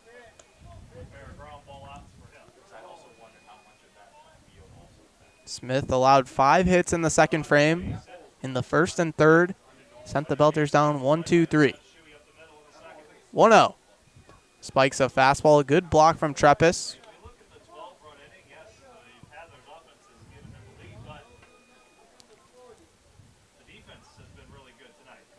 One away, runners on first and second. Smith a glance back to second base. 2-0 toss. Ground ball to the right side and through. Skips past Fondre off the wet turf. Now slows up in the outfield grass. Nisbet comes in to score. Throw goes to third. Michaels keeps his foot on the bag. He's safe. Runners on the corners and a run in to score for the Belters. Tyler Thompson picks up his 60th hit of the summer. It's a good way to get the CornBelters to try and bite back at this 8-run deficit. Over at third base, Michaels was in standing, but got to factor in the wet turf. He almost took him off the bag, but was able to keep that toe down. This lead is not out of reach, especially for a high-powered Belters offense. Runners on first and third with one away. Addison Worthman digs into the right-hand side. Walked last time up. Smith comes home. Spikes a fastball all the way to the backstop. Gavin Michaels slides in to score. He could have scored with ease standing up. 12-6. There you go, the backstop playing in full effect there. Treppis has been good all day. We haven't really had to call his number, but 2 wild pitches in the inning, and that gives Gavin Michaels an easy way home. As the rain continues to pick up, the turf appearing to be slick. That one slid past. Tyler Thompson's hit skipped through the infield. Smith set at the chest, hurls the 1-0 home. Worthman gives this one a ride out to right field. Short will have a play on it, and he'll make the catch for out number 2. Thompson going to third. Throw comes in. It's cut off. Would have had a chance. A rocket arm for short out there. Addison Worthman retired. It's the right cut, though, by Olsen at short, because it would have been a tricky play for Shuey, who was completely off the bag, was ranging out in deep left field to just get the ball first. So Olsen able to cut that off. They never had a play with that throw being offline at third, but nice job keeping him right there. Don't letting him advance any further. Still work to do even with 2 in the inning. Doggy Paddlers shift against the left-hander Vogely. First pitch. Misses outside. First baseman Fondre over by the line. Griffith in typical second base position. The shortstop Olsen right behind the second base bat. Shuey the lone Quincy defender on the left side. Runner on third with 2 away. Smith sets 1-0. Misses downstairs with the heater. Vogely got 2 plate appearances in the second inning. A single and a ground out started and ended the frame. Smith readies 2-0 toss. Misses outside. 3-0 to Ben Vogely. CornBelters not going to be able to match the 12 spot that the Doggy Paddlers mustered in the bottom of the third. Need to chip away a few runs here, a few runs there. Have 2 runs already in and a runner 90 feet away. 3-0. Misses outside. Ben Vogely reaches on a 4-pitch walk. If the inning ended right now, this would be good for the CornBelters, picking up 2 runs, but ideally you score Thompson over at third base. Maybe Vogely now over at first can come across, but the priority has to be the pitching. The CornBelters offense can continue to put runs on the board, but if their pitching can't contribute, it makes things tricky. Nolan McCrossin won't get to face Kyle Smith. Out comes the manager for the Doggy Paddlers, Kyle Fultz. That'll be the end of Kyle Smith's night.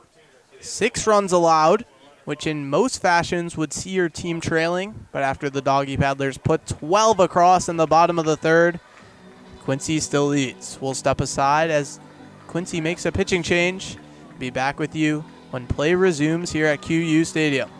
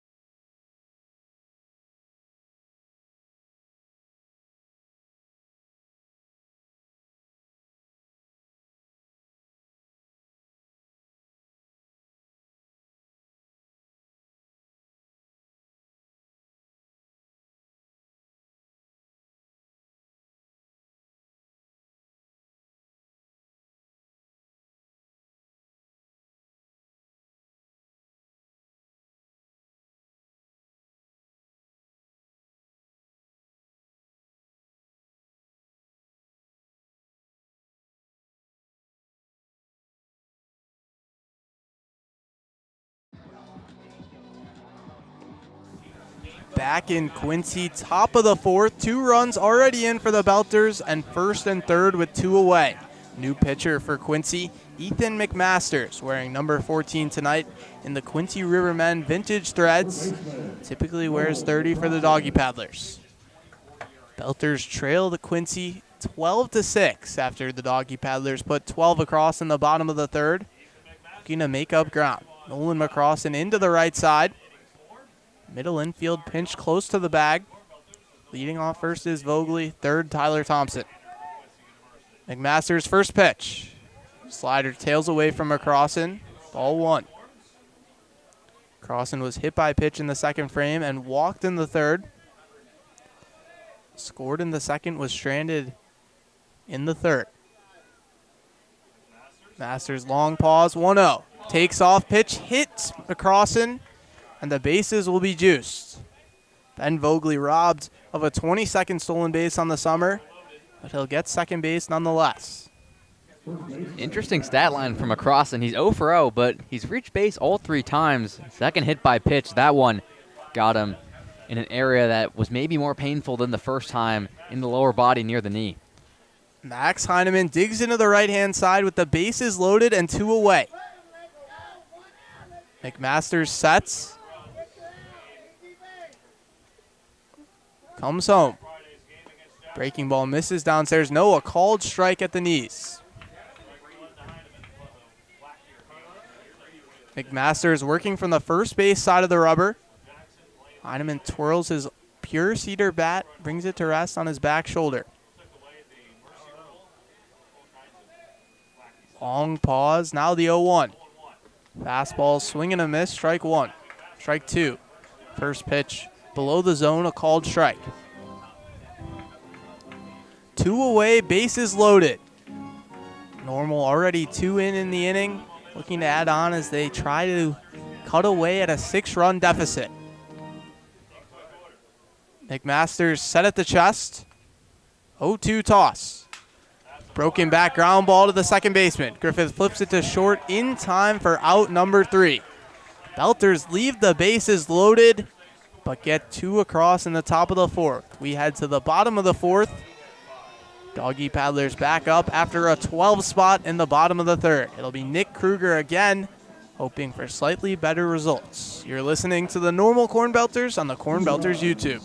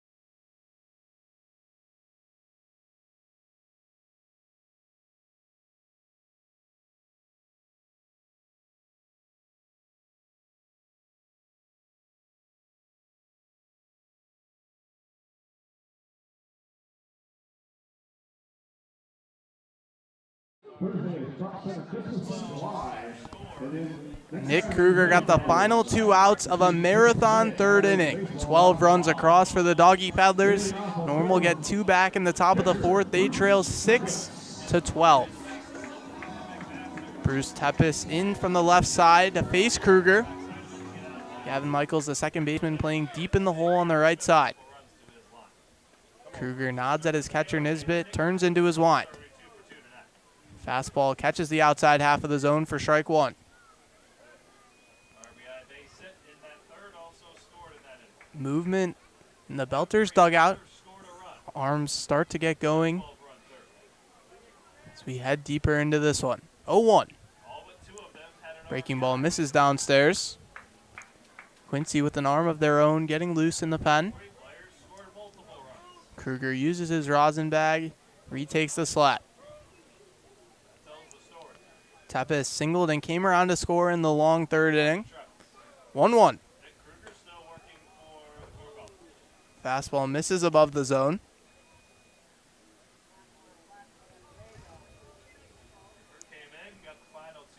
Tepes steps out, now retakes the box. Big deep breath from Kruger, 2-1. Big swing and a miss, strike two. Power against power there. Kruger with an 85-mile-an-hour fastball, and Tepes looked like he was going to put that one 500 feet.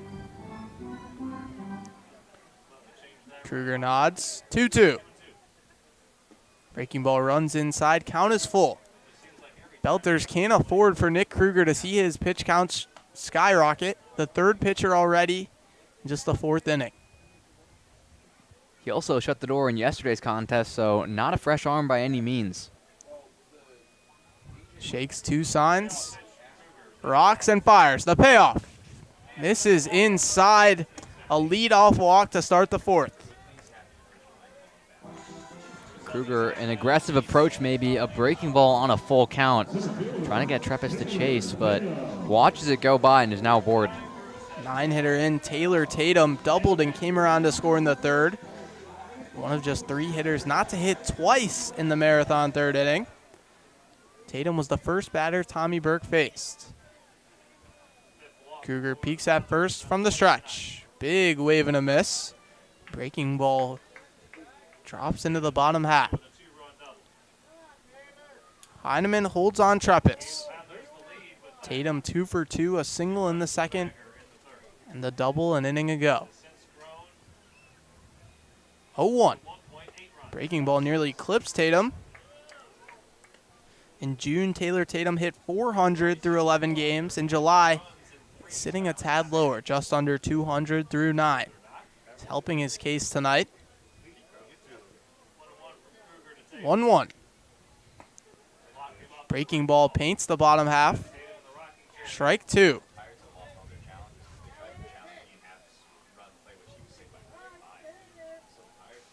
Pickoff attempt over to first, glances off Heineman's mitt and skips away. Able to get to it before Tepes can retake his feet.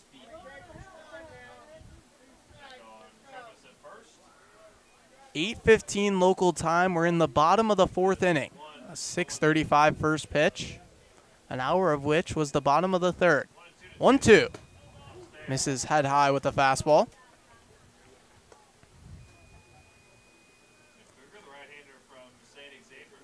Kruger working from the first base side of the rubber.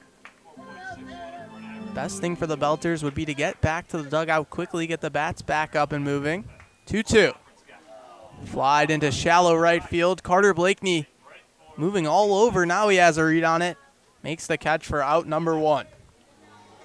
Blakeney had a bad jump earlier in this game, unable to make a fly out and let a ball drop in front of him. This time, though, Tatum's fly ball hangs enough where Blakeney, despite maybe not getting the best beat on it, is able to camp under it and get out number 1.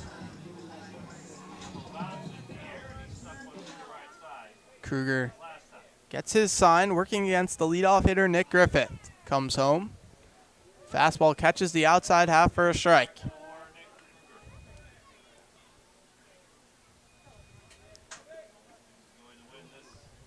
Peek over at Tepes at first base.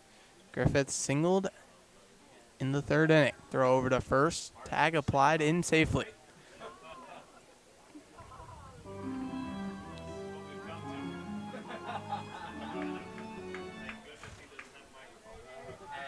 Oh, 1. Fastball misses outside. Tomorrow night in Quincy, Joey Chestnut will throw out the first pitch. It's tough to imagine that tomorrow will be any more exciting than this. 1-1. Called strike on the outside corner. It's pretty cool. Joey Chestnut coming to the ballpark. A little bit jealous that it wasn't today. Can meet an icon. Kruger set at the belt. 1-2. Breaking ball fouled straight down. It'll kick to the backstop. Nick Griffith will see another one. Griffith's average jumps up over 400 here at QU Stadium.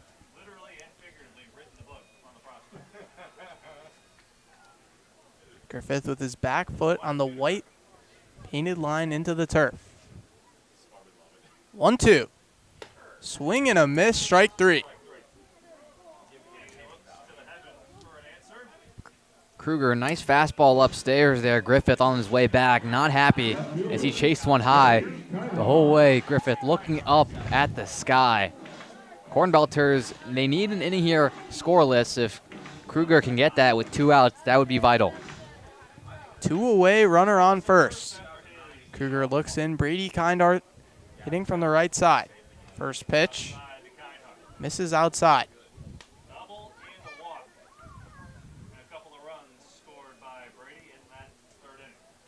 Looking to see if this is indeed the most runs in a single inning. 1-0 pitch. Fastball check swing, foul ball down the right side. You got to think it's up there. 12 runs in an inning is just, it's unheard of, really.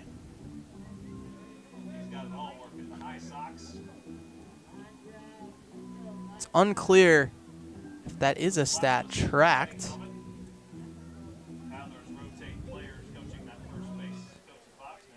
We'll have to ask Prospect League expert Nick Roseman at home if he's seen anything greater than that.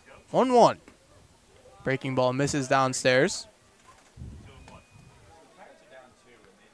Runner at first, 2 away. Belters trail the Quincy Doggy Paddlers 12-6 here in the bottom of the 4th. Nick Kruger sets, 2-1. Ground ball to the left side, tails foul. As a position player, when you've been out there for so long in one frame, it's easy to let the mind wander. And even though the Belters put 2 across in the top of the 4th, it felt like a minute compared to the time they've spent in the field. Kruger glances at Treppis at first. Readies for the 2-2. Kicks and deals. Treppis takes off, swing and a miss, strike 3. A leadoff walk is canceled out by back-to-back strikeouts for Nick Kruger. We head to the top of the 5th. Belters continuing to chip into a 6-run deficit. Don't go anywhere. We'll be back for top of the 5th action. You're listening to the normal CornBelters on the CornBelters YouTube.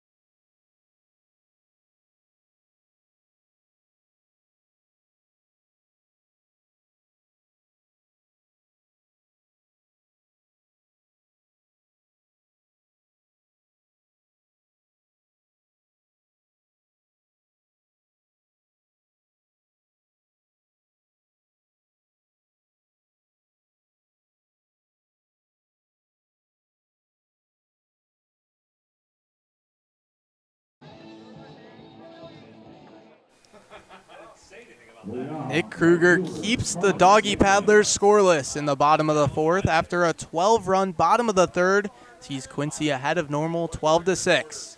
7, 8, 9 due up for the Belters. Ethan McMasters got the final 2 outs of the top of the 4th. He's back for the 5th inning. Carter Blakeney digs into the right-hand batter's box. 2 at-bats so far, a single and a pop-up in the 2nd and 3rd innings. He's back for a 3rd at-bat. McMasters set at the chest. His first offer of the 5th. Runs in and nearly clips Blakeney. Right at his head with the fastball. It ducks out of the way.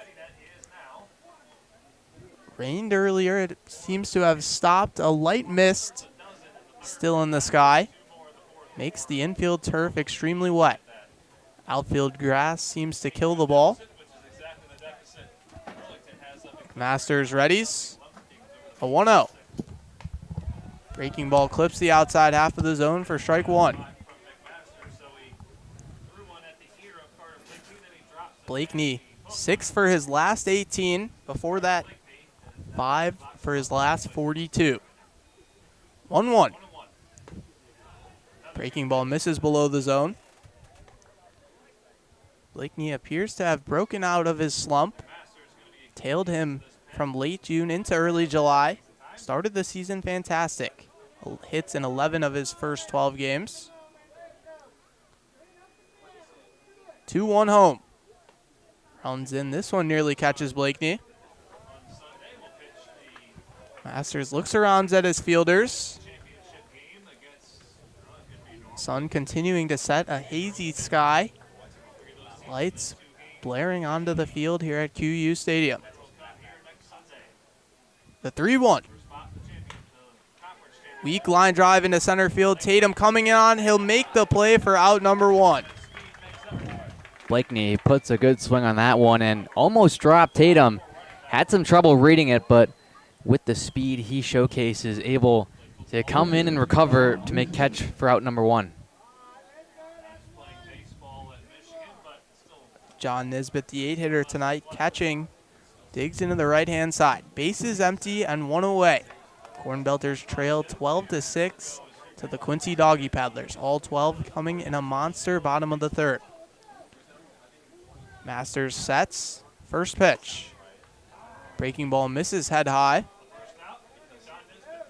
Kyle Smith started the game for the Doggy Paddlers. Belters got to him in the 2nd and 4th frames, putting 6 runs across those 2 innings. 1st and 3rd, 3 up, 3 down. 1-0. Misses high and tight with the fastball. McMasters sitting at a similar velocity to Smith. Both right-handers whose fastballs sit right around 84. Quincy defense playing straight up on the right-hander Nisbet. 2-0. Flied foul on the right side. Quincy's seating bowl ends just about where the dugouts do. Bullpens extend past that, but no seats. Residential housing out on the right side. You don't want to park your car in the street when the Doggy Paddlers are playing. 2-1. Breaking ball drops into the zone for strike 2. It's a good pitch by McMasters, a breaking ball that hangs over the middle of the plate. I'm sure Nisbet would like that one back, a hittable pitch. Nisbet brings his black cedar bat on his back shoulder. Masters sets, rocks and fires. Big wave and a miss at a breaking ball that dropped off. Dropped 3rd, tag not applied. Trepis fires it over to Fondre for out number 2. Another breaking ball, but this time has a lot of movement away in a pitch that Nisbet could never hit. McMasters, maybe keeping in mind that breaking ball, one that Nisbet would like back, is able to retire him for out number 2 via the strikeout. The first Belter to strike out tonight comes in the top of the 5th inning. 2 away, bases empty. Filippo Barada digs into the right-hand batter's box. McMasters, the 0-0. Breaking ball misses right about the head of Barada, a similar spot where he missed on Blakeney. Barada 1 for 2, singled in the 2nd, flew out to center field in the 4th. Masters gets his signs, kicks and deals. Breaking ball misses outside. Slider that caught a lot of the plate. Good hold from Barada. Speedster Barada. If he can get on base, Belters can move him around. 2-0. Shallow fly ball into center field. It'll find the fairway. Drops right in front of Taylor Tatum. Belters have a 2-out rally brewing in Quincy. It's pretty reminiscent of Blakeney's single or fly out into center field just this inning to get things started, but this time Barada has less power on it, and so it doesn't hang up long enough for Tatum to come in and make the catch. Lineup turns over for a fourth time. Gavin Michaels digs into the right-hand batter's box, a runner at first with 2 away. Belters looking to make up a 6-run deficit here in the top of the 5th. Masters comes home. Breaking ball misses away. Michaels 1 for 3 tonight, singled and came around to score in the 4th. Coming off back-to-back games where he went 0 for 3 with 2 strikeouts. Masters brings his hands up to his chest, 1-0. Taking off his Barada, no throw down. He'll slide in safely. A 13th stolen bag for Barada. How quick is he? Didn't even give Treppis a chance to consider a throw. Got a great jump, did Barada, and utilizing the wetness of the turf to his advantage, a clean slide. Masters gets his signs from Treppis. Treppis 1 for 1 entering today on runners caught stealing. 2-0. Yanks a breaking ball arm side. 2 away, runner on second is Barada. Belters can pass the baton into the middle of this order. Can really start to cut back at this deficit. Masters peeks at second base. Griffith flashing over. He comes home. Rio pitch, a called strike at the knees. Michaels steps out, adjusts his bright white batting gloves, and digs back in. Michaels headed to play at Cincinnati next season, his college ball. Just wrapped up his high school season at Normal Community. 3-1. Flied into foul territory in right field. It'll tail all the way out of play. Short gave chase over in the outfield. Oliver, a Normal Community team with so much talent. Heineman playing first base tonight. Gavin Michaels, the second baseman. Gavin Swartz, an 11th round draft pick for the Rockies. He'll forego his college eligibility to play there. Team with that much talent fell in the sectional semi to Manuka. Numerous other names you can add on. KCL talent across the board from Normal. Payoff pitch. Misses outside. A long walk for Gavin Michaels, and the Belters have first and second with 2 away. To add on to that previous point, another player on that team is, you mentioned KCL talent, Drew Stevens. One of those who have already made the call up to the CornBelters on the bench today. Still yet to hear his name called, though. Tyler Thompson can get on base here and pass the baton to Addison Worthman. The Belters are going to have a real chance to make this a 2-run game. McMaster's first pitch to Thompson. Holds back on a fastball right down the middle.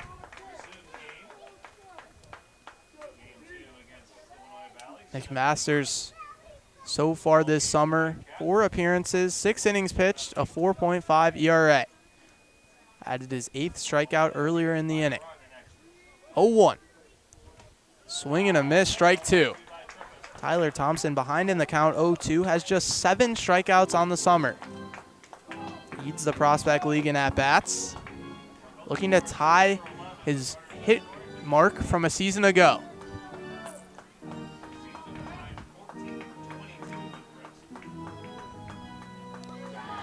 Masters comes set. The 0-2 home. Breaking ball misses away. McMaster's working that slider off the plate. Saw it to Nisbet and then tried it to Michaels to get the put-away pitch on the full count. No bite. And then Thompson as well. Almost an identical pitch. No bite as well. Long looking, 1-2 the count. 2 away, runners on first and second.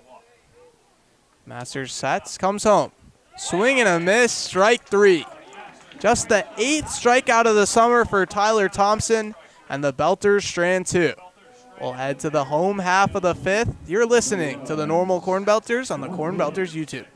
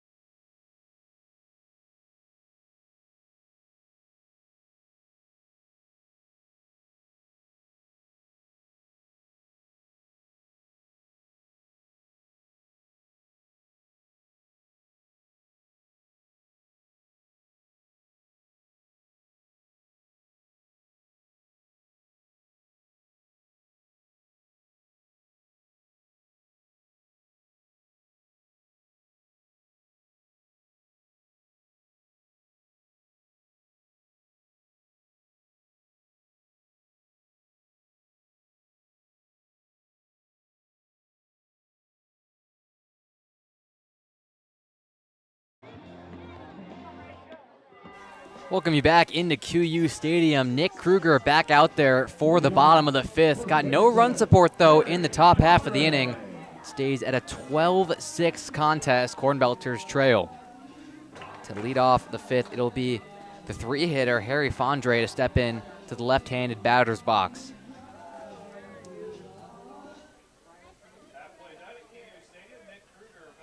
Kruger winds and fires the first pitch. Fastball misses high and outside for ball 1. Fondre has been a hard out to get today, 2 for 2 with the walk. Came around to score in that big 3rd inning. 1-0.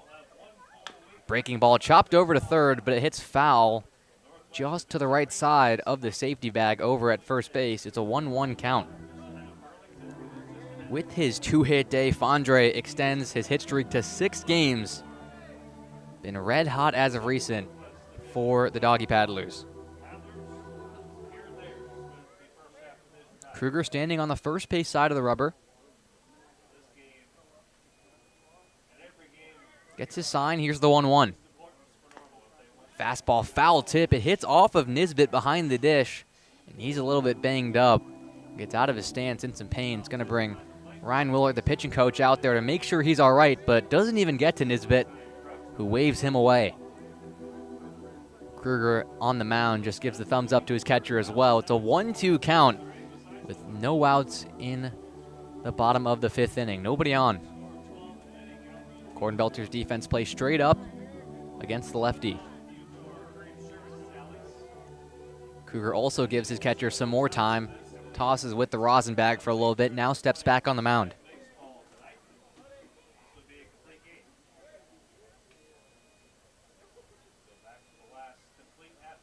1-2.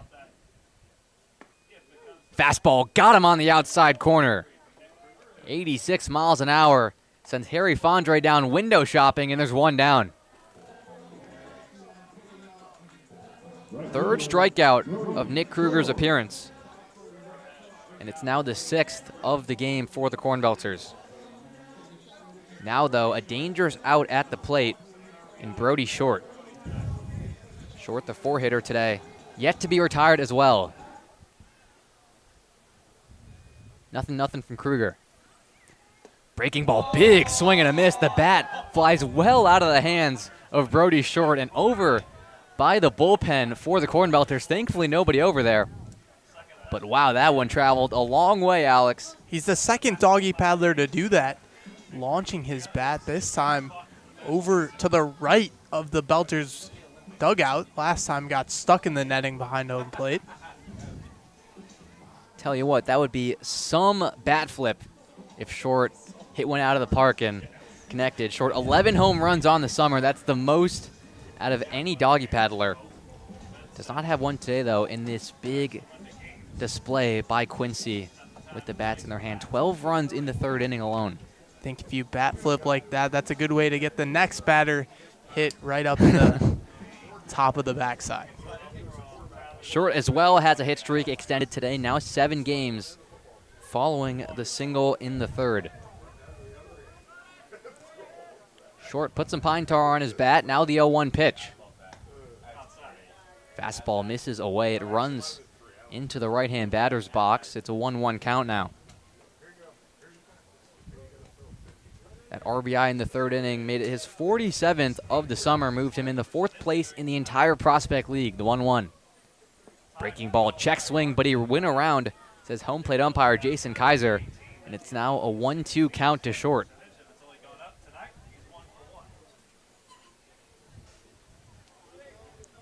Michael's over at second base, playing just on the natural grass outfield. Kruger gets his sign. 1-2 pitch. Fastball slapped the other way. That'll get down into the corner for a base hit. Thompson fields in left. Short wants 2. Here's the throw in to second. Not in time. It's a 1-out double for Brody Short, his 12th of the summer. And he's in scoring position with 1 down.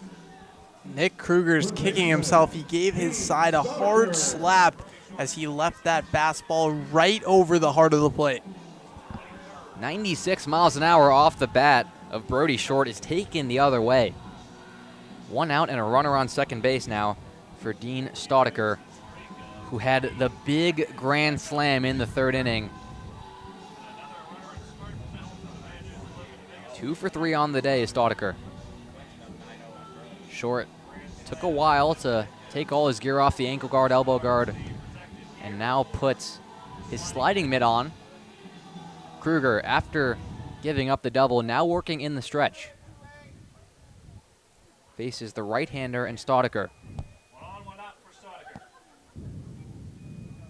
Here's the pitch. Breaking ball clips the outside corner for strike one.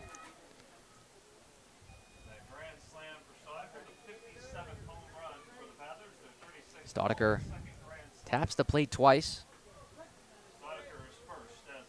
Kruger still waiting, now looks over to second base and comes set. 0-1 pitch. Breaking ball hit hard over to short. Vogley can't make the backhand stab, and it gets into left field for a base hit. Short will pump the brakes over at third. It's a third hit of the day for Dean Staudiker. I think the Paddlers have learned their lesson. Brody Short was gunned out trying to get to home plate in that long third inning. This time they put the stop sign up. He'll stay 90 feet away. Staudiker's over at first, Short at third. Lane Olson, the righty, now steps into the box. Another guy to contribute to the hit party, doubled in the fourth inning. Was left stranded, though, on the base paths. First pitch. Fastball runs inside for ball one. Staudiker put his hands over his head to get out of the way of that one. Small leadoff over at first from Staudiker. Now extends it and starts to dance. Pitch home. Hard hit over to short, right to Vogley. They get the out at second for one, on to first in time. It's a big double play for Nick Kruger. 6-4-3 for the CornBelters. And no runs scored in the bottom half of the fifth inning. We head to the top of the sixth. CornBelters try and get some runs back in this game. 12-6 they trail. You're listening to Normal CornBelters Baseball on the Normal CornBelters YouTube channel.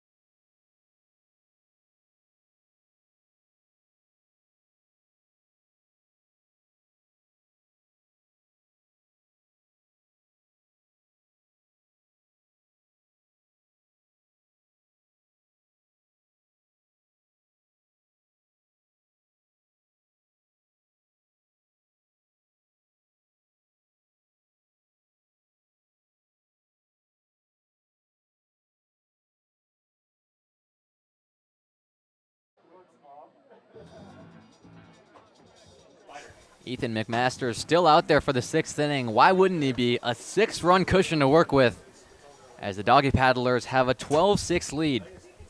CornBelters in the top of the sixth inning in search of some more runs to try and claw back into this contest. It'll start with the righty, Addison Worthman. 3-4-5 due up for the CornBelters. Righty-righty matchup. McMasters steps on the mound on the first base side of the rubber. Pitch home. Fastball dots the outside half for strike one. Worthman been red hot. We've been singing his praises all night, but no hits today, in jeopardy of snapping a 9-game hit streak. 0-1 pitch. Fastball, big swing and a miss out of Worthman. who falls behind 0-2 quickly. Ground out to the pitcher in the first, walked in the second, and then flew out to right field in the fourth.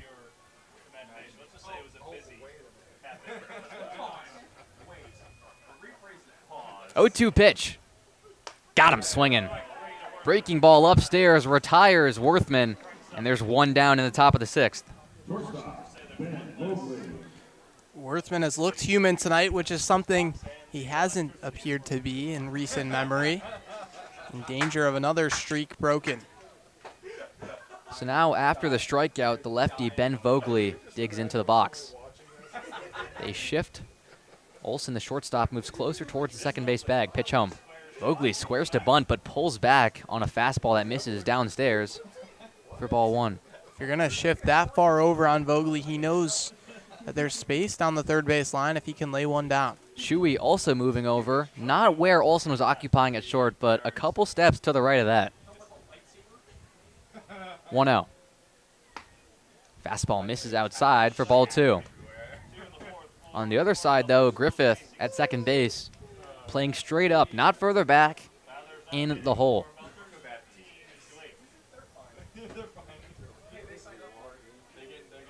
Long pause, McMasters finally gets a sign, kind of gives a shrug. 2-0 pitch. Fastball that Vogley pulls foul into the CornBelters dugout. Almost got Gavin Michaels. But it hits off of the railing, and it's 2-1 the count to Vogley now. Future Cincinnati teammates.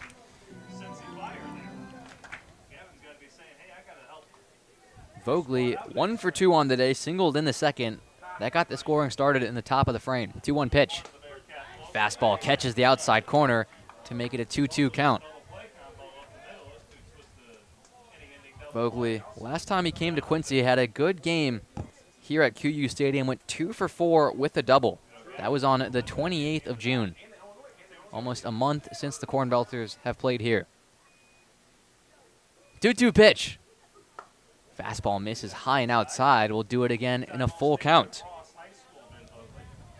Vogley walked in the fourth inning, already has one today, but also a prone strikeout hitter, 39 on the summer. That's a top 10 mark in the entire Prospect League. McMasters brings his hands together at his chest. Here's the full count pitch. Breaking ball, cold strike three. Vogley knew it right away. The backdoor breaking ball retires the shortstop. 2 up, 2 strikeouts for McMasters. Belters able to get to Kyle Smith after a few times through. Ethan McMasters has had them in an absolute chokehold.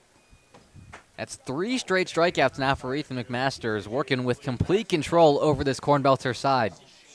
Now the 5-hitter, Nolan McCrossan, digs in. Here's the pitch. Fastball hit hard over towards third. Shuey can't make the catch, and he's just going to eat it. Had some trouble picking that one up. It's going to be rolled an infield single. And so now he's aboard with 2 down. On base all 4 trips to the plate is McCrossan, this time his first hit. After 2 hit by pitches and a walk, he's now 1 for 1. So now he sends the inning for Max Heineman. McCrossan, not a speed threat, small leadoff over at first base. Pitch home. Fastball that has some weird spin on it. It's grounded back up the middle. Olson fields and fires over to first base in time. The throw came a little bit wide, but Fondre over at first base able to secure the ball. And so now the CornBelters remain trailing by 6 runs. We head to the home half of the 6th inning.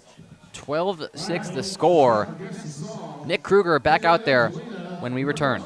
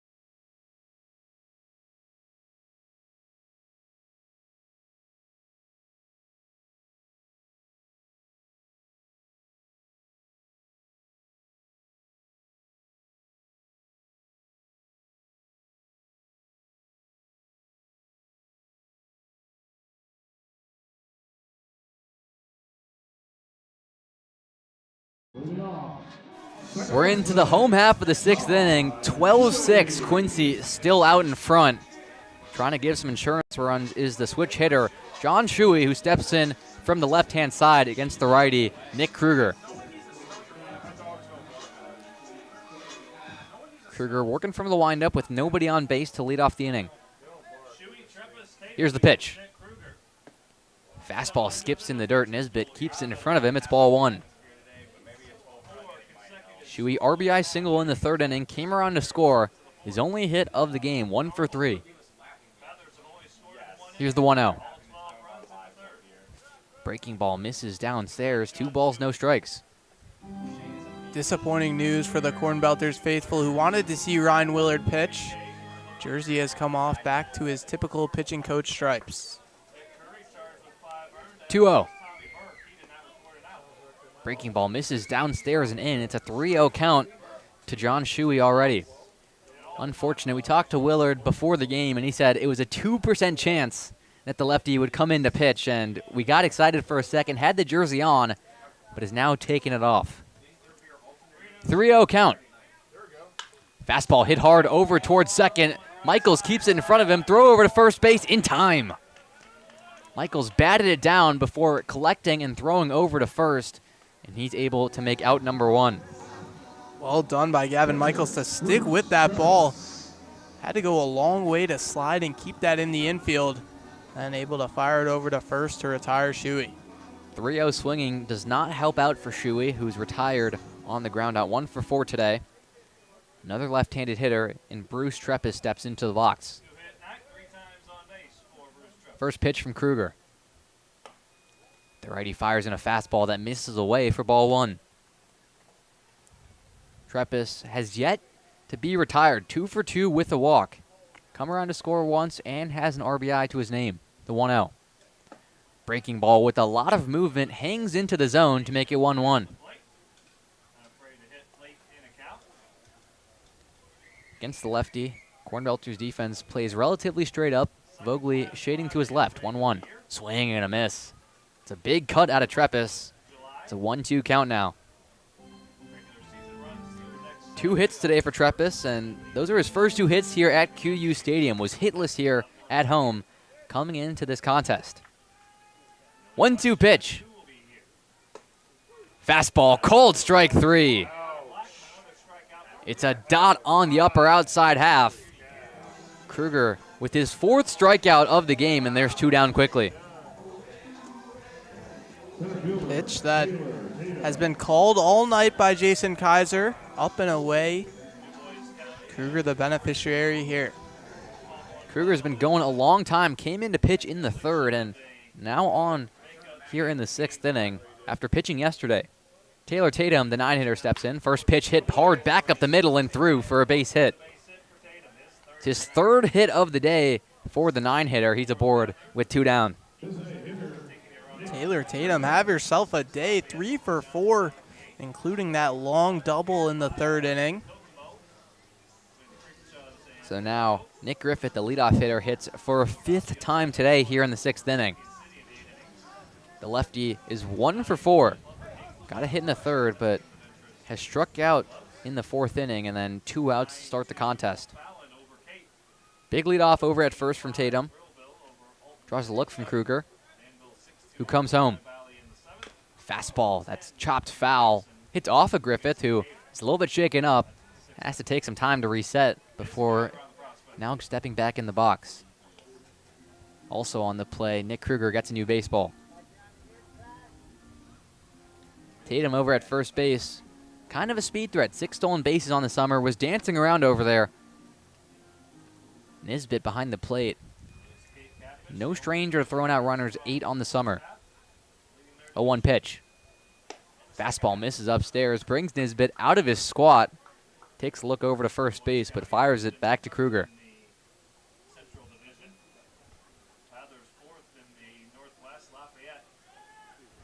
Runner on first base, 2 outs. 12-6, the Doggy Paddlers lead over the CornBelters. 1-1 pitch. Breaking ball misses high and outside. It's 2-1. Belters will have their eye on baseball in Clinton tonight. Burlington trails the Lumber Kings 9-1. If the Belters can't turn around this 6-run deficit, they'll rue it as a huge missed opportunity to get within one game of first place. Kruger shakes once, now gets his sign. Here's the 2-1. Breaking ball gets a big swing and a miss out of Griffith to make it a 2-2 count. With the loss there, most likely for the Bees, that snaps their 11-game win streak. That started at the Corn Crib against the CornBelters. They've been riding it for nearly 2 weeks now, but comes to a halt here on this Friday. 2-2 pitch. Tatum takes off. Pitch is cranked into right field, but Blakeney gives chase, and he'll make the catch for out number 3. That's 3 straight scoreless innings for Nick Kruger. The closer has been vital for the CornBelters to keep them in this game, but the bats need to wake up. 12-6 the CornBelters trail as we head to the top of the 7th inning.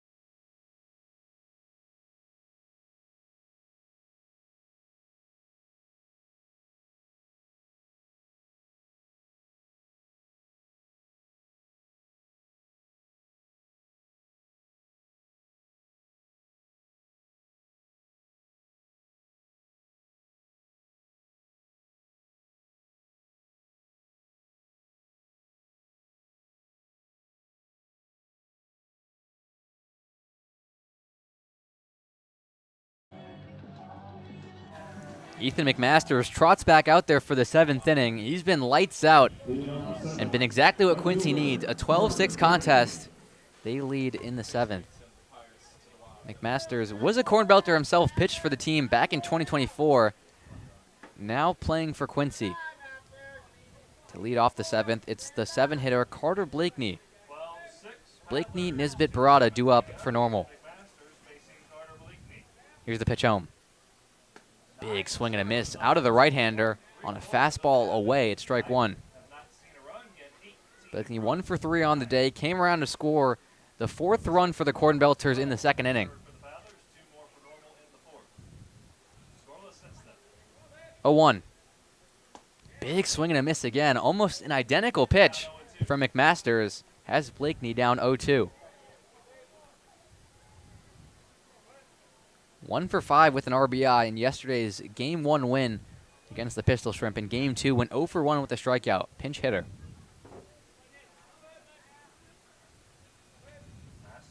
0-2 pitch. Fastball misses high and tight. It's ball 1. Still nobody down there up and moving for the CornBelters. Nick Kruger has gone a long inning in relief. Over 3. It's been 3 2/3 for the righty. Yat Kaushik was who we believe to be next in line, but not up and getting loose. 1-2 pitch. Breaking ball misses head high. Blakeney has to duck out of the way. It's 2-2. Figure they'll turn to Josh Jones after Nick Kruger, but it doesn't seem as though Nick Kruger's night is done yet.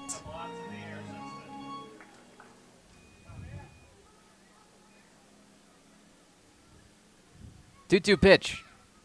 Fastball got him. At the knees, retires Blakeney swinging. It's a 4th strikeout for McMasters.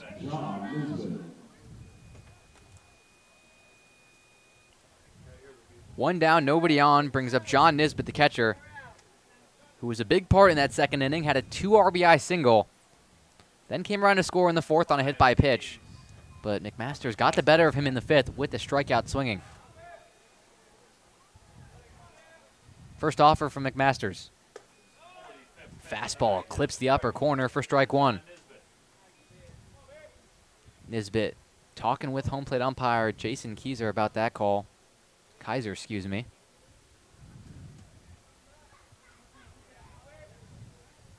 Oh, 1. Fastball right down the middle to make it 0-2 quickly.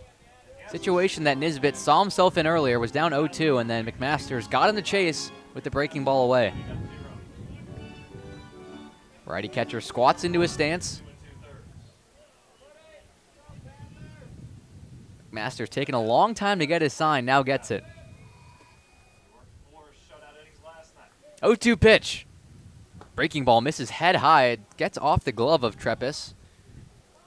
Nisbet didn't flinch, though. Came above his head, but just watched it go by for ball 1. He's a catcher. He's used to things heading in high velocity near his face. Got to figure he knows that it's not going to catch him. He knows where the ball is traveling. So it's a 1-2 count now to Nisbet. Nobody on, 1 out. CornBelters trail by 6. Here's the pitch. Fastball misses inside to make it 2-2. It's now fully dark here at QU Stadium. 9 o'clock local time. This game has gone 2 hours and 30 minutes already, and we still have a lot of baseball left to play. 2-2. Fastball slap back up the middle. Griffith fields from second, fires over to first base for out number 2. Ethan McMasters can do no wrong right now. Up and down this Belters lineup, completely in control. 2 quick outs for the CornBelters, in jeopardy of going down 1-2-3. The 9-hitter Filippo Barada tries to change that fate. The righty's been good today, 2 for 3, and the out came on a hard hit fly ball into center field.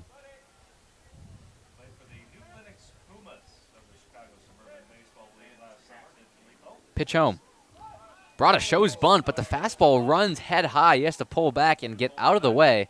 It's ball 1. Fastball that McMasters pulled arm side once he saw Barada square to bunt. Over at third, Shuey still playing deep in the hole. Just a couple steps back of being parallel with the base. McMasters, chest high set. 1-0. Fastball hit sky high into foul territory. Treppis tries to make the catch, but it'll run just into the seats.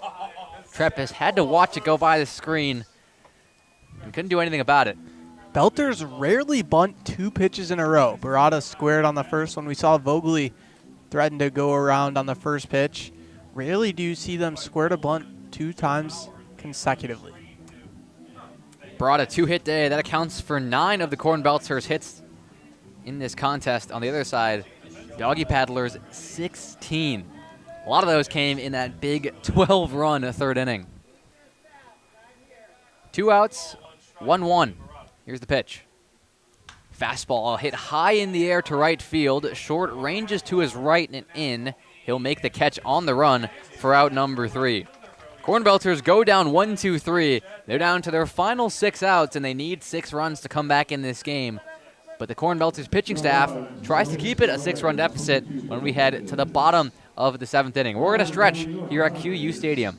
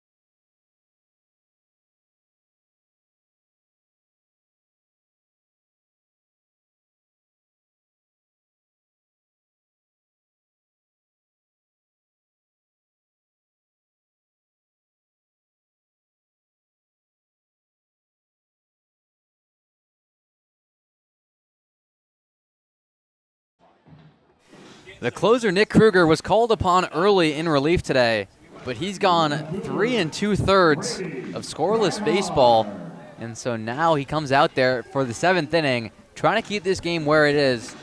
He stopped the bleeding. It's 12-6, CornBelters trail. His longest outing entering tonight was 3 1/3, already surpassed that here tonight. Faces the right-handed hitter and Brady Kindhart to start off the 7th. Pitch home. Breaking ball that hangs over the middle of the plate for strike 1. Kindhart 2 strikeouts today. Kruger accounts for one of them, but Kindhart has a double and came around to score on that. Fastball downstairs, gets a swing and a miss out of Kindhart. The left fielder playing in his 4th Prospect League season. Started with O'Fallon, then went to Burlington, and now in his 2nd summer with the Doggy Paddlers. 0-2 pitch. Breaking ball misses away for ball 1. He had 35 hits last summer for the Doggy Paddlers, including his double today. Now has 38, already surpassed his total with more than a week left to play here in this season. 1-2 pitch. Goes back to that slider away, but no bite from Kindhart. Thought about swinging, checked it though. It's 2-2. CornBelters have faced QU Stadium as their kryptonite this summer. 0 for 4. Not on the road to breaking that. For a second, looked like they were, though. 4-run 2nd inning, had them out in front, and then the wheels fell apart, maybe putting it lightly, 12 runs in the 3rd inning. So the 2-2 now from Kruger. Fastball misses high and tight. It's a full count. I think you said that exactly right, Oliver. Not only did the wheels fall off, they fell apart. It's hard to win many games when you give up 12 runs in 1 inning. It's like if you, at the same time, they fall apart and then you catch a nail and they just blow up. Oregon Trail. Payoff pitch. Slider misses away, ball 4. It skips away from Nisbet, and Kindhart's going to jog over to first base trying to get there. But he's not going to do it. The first base coach for the Doggy Paddlers was running the whole way with Kindhart. He was sprinting down there. It kind of looked like he was the man trying to push over to second. Gave a similar visual to, you ever play crazy kickball in gym class? No, you can have multiple runners on one base, and if you score home and you go quickly enough, you can run around again. That was the vibe that gave. So now the left-hander, Harry Fondre, steps into the box. First pitch. Fastball clips the outside corner for strike 1. The visual I was thinking of is Cloudy the Chance of Meatballs, the cop who runs kind of blocky. That's how it looked to me. Kruger glances over to first before coming set. And he'll try a pickoff attempt over there, but Kindhart dives back in safely. First base coach has an ankle guard on him as well. I think he's prepared to suit up at any moment. Kind of like Willard. Ryan Willard did not get his number called upon, but who knows? Maybe the first base coach will. 0-1. Breaking ball misses in the dirt to make it a 1-1 count. We talked earlier how Ryan Willard at a mound visit might just say, "It's my turn to pitch." You think the first base coach could say, "Hey, it's my turn to run.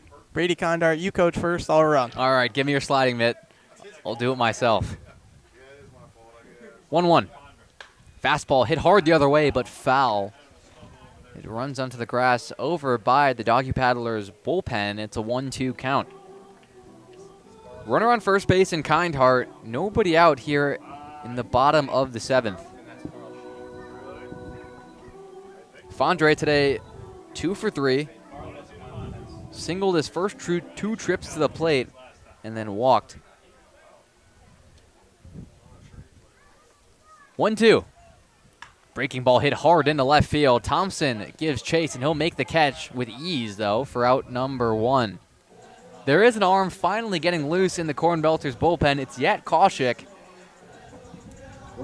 Been a almost A-grade teammate throughout this whole CornBelters season. Hasn't gotten the ball much, but is with the team on every road trip. In fact, has only recorded a third of an inning for this normal side, but now getting loose here in a 6-run ball game.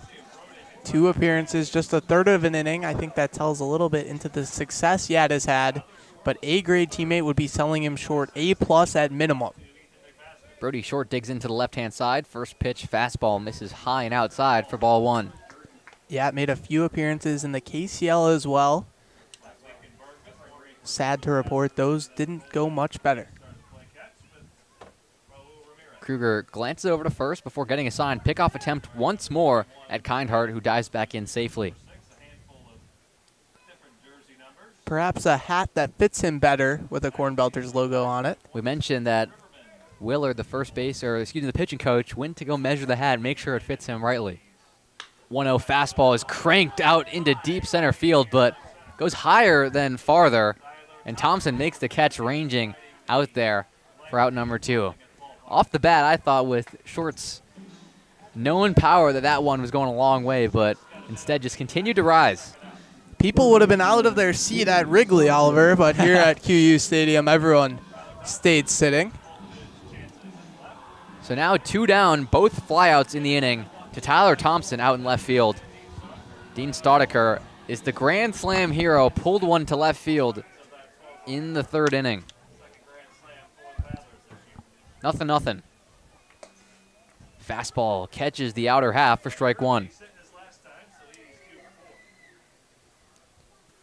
Drew Stevens is out of the CornBelters dugout with his helmet on. The KCL call-up has yet to hear his name called this season.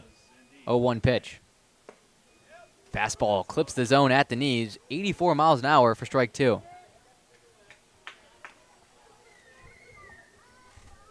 0-2's the count, 2 outs, a runner on first base in Kindheart. Staudiker wiggles his bat over his shoulder. 0-2 pitch. Fastball misses high, 1 ball, 2 strikes.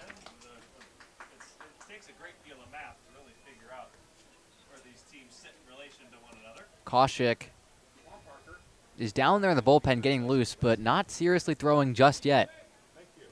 7 outs remain, maybe less, if the CornBelters can't find a run. 1-2 breaking ball.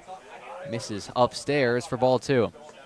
If the CornBelters can't pick up those 6 runs, then only 4 more outs remain for the Doggy Paddlers.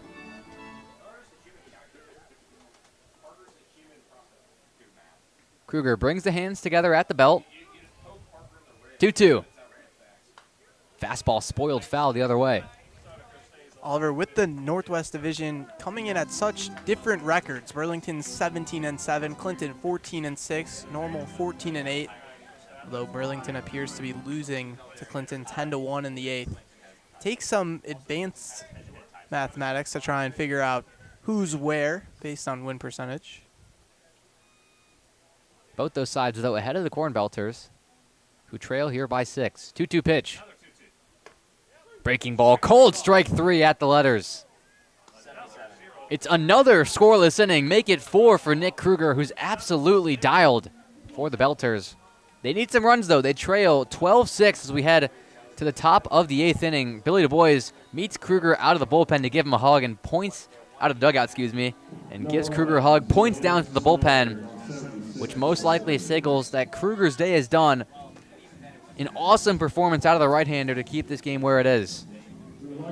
But now Ethan McMasters returns to the hill and will return in the top of the 8th inning.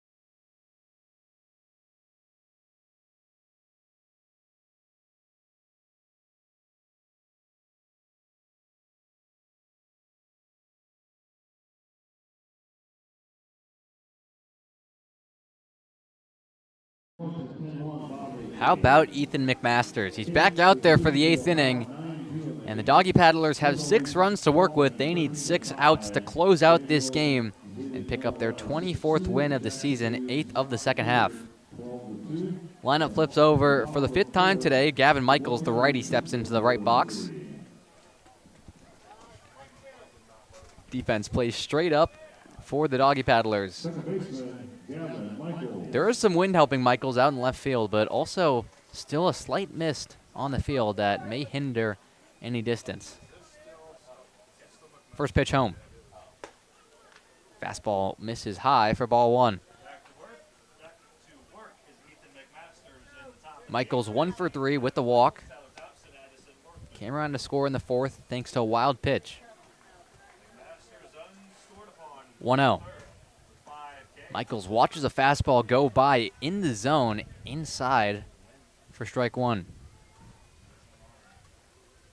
A hit here today, maybe uncharacteristic for Michaels, who's been red hot at home, hitting .467 at the Corn Crib, but on the road coming into today has really struggled. 147. 1-1 pitch. Breaking ball gets a big cut and a miss out of Michaels to make it 1-2.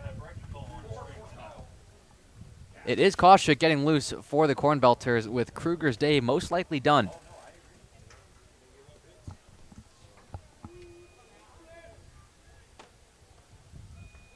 One-two pitch. Breaking ball, swing and a miss, strike 3. The slider away, able to retire Michaels on strikes for the first time today. And there's one down in the 8th. 6 strikeouts for this pitching staff, the Doggy Paddlers today. Tyler Thompson now has a chance to make some history of his own. 60 hits coming into this plate appearance. 61 he had last summer. Pitch home. Breaking ball misses at the hands for ball 1. Against Springfield last week, he hit his 150th hit. Can't say for sure, but holistically, got to be near a CornBelters record. 1-0. Slider misses downstairs and away for ball 2. That hit also extended Thompson's hit streak to 8 games. The 15th time in 16 games Thompson has recorded a hit. Been red hot at the plate, 2-0. Fastball misses outside. 3 balls, no strikes to Thompson.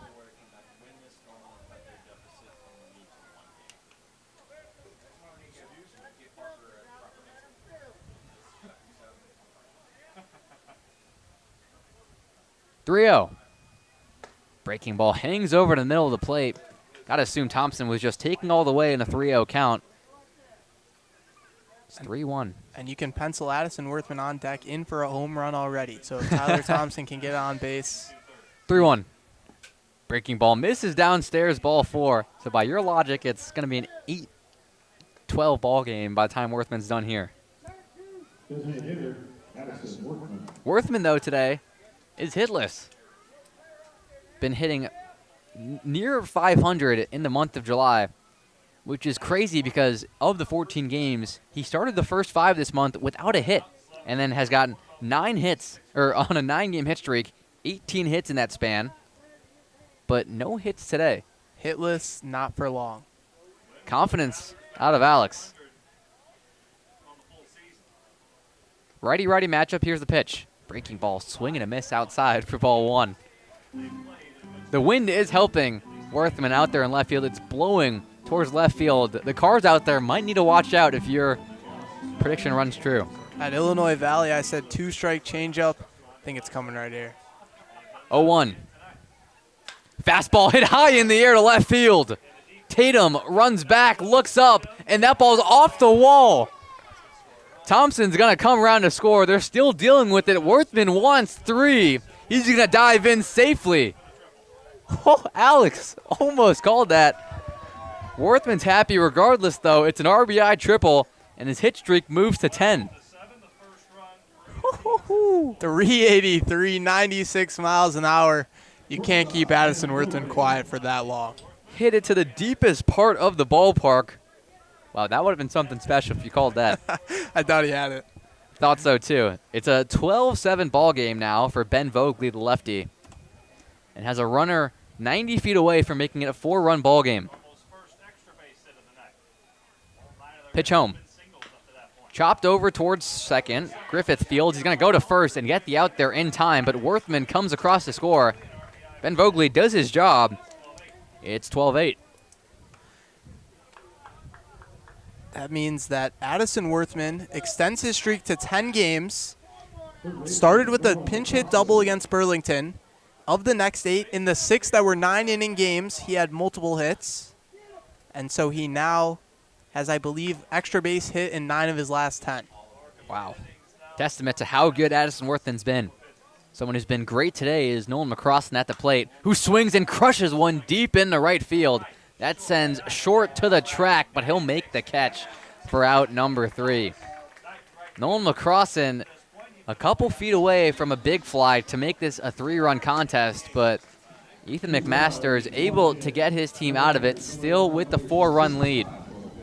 CornBelters have a new pitcher coming in. We'll introduce them in the bottom of the 8th inning. You're listening to Normal CornBelters Baseball on the Normal CornBelters YouTube channel.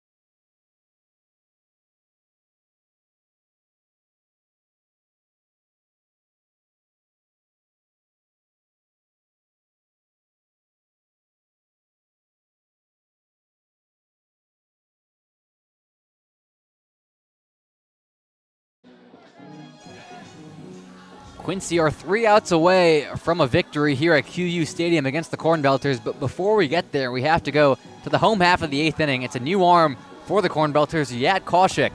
A fan favorite in Normal, has made 2 appearances so far this summer, has gotten just 1 out, a 54 ERA, but he can bring that down mightily with a good inning here. Kaushik will face 6, 7, 8 of this Doggy Paddlers lineup, the first being the righty, Lane Olson.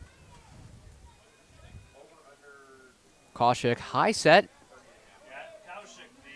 Pitch home. Fastball at 90 miles an hour, misses away. Nisbet tries to put a glove on it, but it ricochets off and rolls to the backstop for ball 1. 1 pitch, 1 time Yat's hat has come out. The right-hander stands at 6'9", standing on the first base side of the rubber. 1-0. Fastball misses upstairs at 87 for ball 2.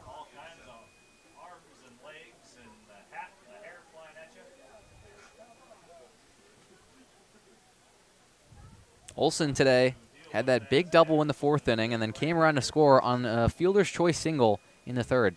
2-0. Fastball at the knees for strike 1. Kaushik fouls, or the hat falls off again. The New Jersey native is a long way from home. A CornBelters fan favorite amongst the players. Or rather, player favorite then. Wouldn't be a fan favorite. 2-1. Fastball misses downstairs and outside. A good pitch from the righty for ball 3. I think the fans would love Yat too. They just haven't seen enough of him so far this season. 3-1 count to Lane Olson. Got the day off yesterday and has been a factor in this win. High leg kick, the 3-1. Fastball at the hands, catches the zone for strike 2. We've seen all fastballs from Koshik, 5 pitches, and they've all been pretty respectable at the corners. 4 times his hat has fallen off on 5 pitches. It's a full count pitch now. Will Koshik's hat fly off once more, and can he retire Olson? The 3-2. Fastball misses outside for ball 4. The hat does fly off, and Olson is aboard to lead off the bottom of the 8th. Yat turns as if he's trying to throw 105 and then launches it. And too often his release point then ends up further forward than he would like, and it ends up in a fastball off the plate. That's not favorable for Koshik against the switch hitter batting in the left-hander's batter's box, John Shuey. Shuey 1 for 4 today. Big leadoff over at first from Olson, who's going to take off. Fastball skips in the dirt, and it gets off to the backstop. Olson doesn't move any further, stays at second base. And in a lineup so full of left-handers, Oliver, the one lefty that the CornBelters brought that's not a pitching coach as well, Tommy Burke, was shelled. Got just 1 out in that long 3rd inning. Burke faced Tatum and then the top of the order, couldn't get it done, and so after Short's at-bat was done with the walk, Nick Kruger came in and has pitched the entire game since then until now. Koshik on the mound. There's a runner on second base and nobody out.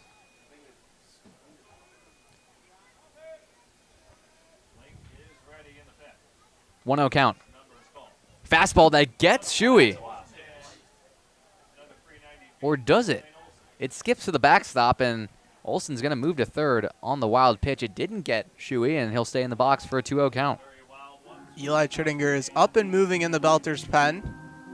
His good friend Yat is on the mound. He won't want to replace him, but we'll see how long of a leash Billy Du Bois gives Yat.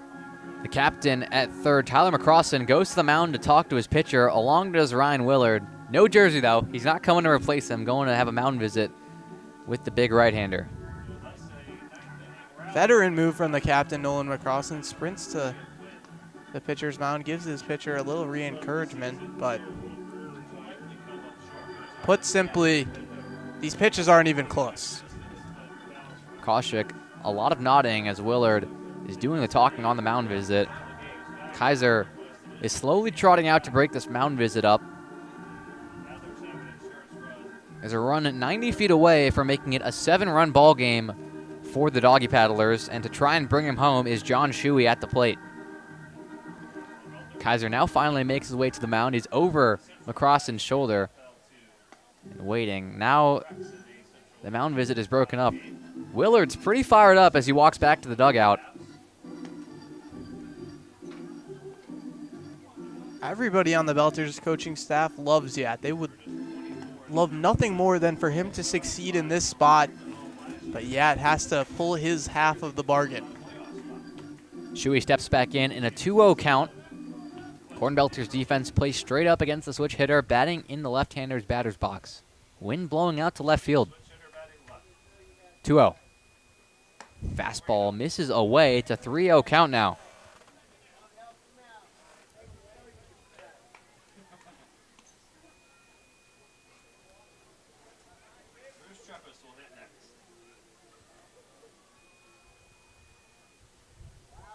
Koshik comes set.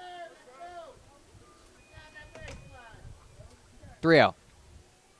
Fastball misses downstairs and in for ball 4. It's back-to-back walks to start Koshik's appearance.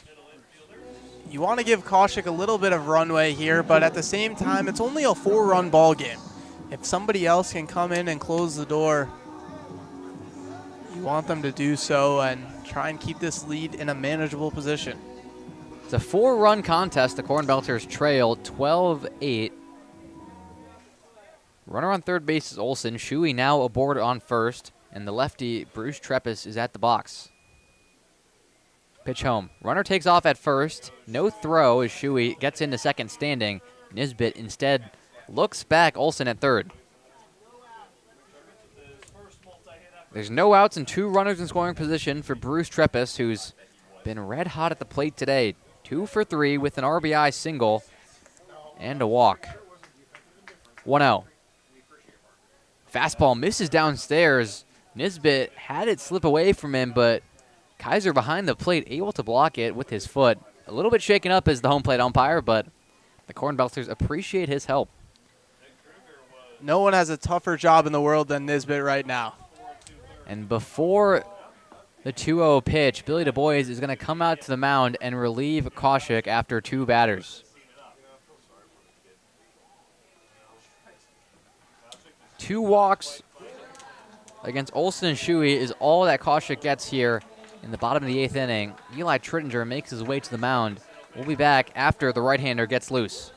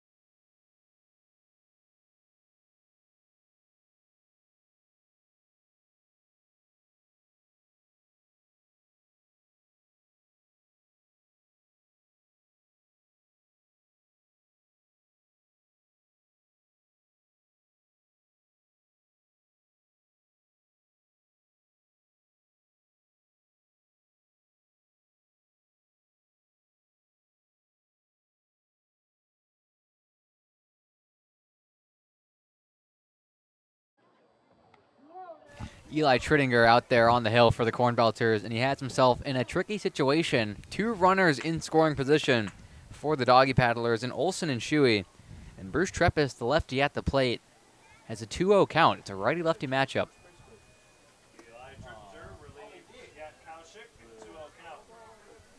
It's a 2-0 count. Trittinger awaits his sign. Now gets it. Pitch home. Fastball misses inside, 91 miles an hour, doesn't catch the zone. It's a 3-0 count. Trittinger making his 12th appearance of the summer for the CornBelters, all out of relief. Has a 2-1 record in that span. 3-0 pitch. Fastball misses inside, ball 4. 3 straight walks here in the 8th inning. The CornBelters are in themselves a hole, already trailing by 4 runs, and the bases are loaded with no outs. Oliver, there's just 2 arms left. One of them up and moving in the bullpen. Ryan Willard is getting loose for the CornBelters, the pitching coach, in case the situation gets worse. The CornBelters have to face 3 lefties after Tatum in the box right now, the righty. Pitch home. Fastball skips away from Nisbet, and the run in Olson will come to score from third. Shuey moves to third, Treppis over to second, and it's now 13-8. There's no one out. And obviously, I hope that Tritt can get the job done. But, man, would I love to see Ryan Willard. So Tritt working from the windup with runners in scoring position and no force out. It's a 1-0 count. Here's the pitch. Fastball spiked in the dirt again. Nisbet with a phenomenal block at a 93-mile-an-hour fastball to make it a 2-0 count.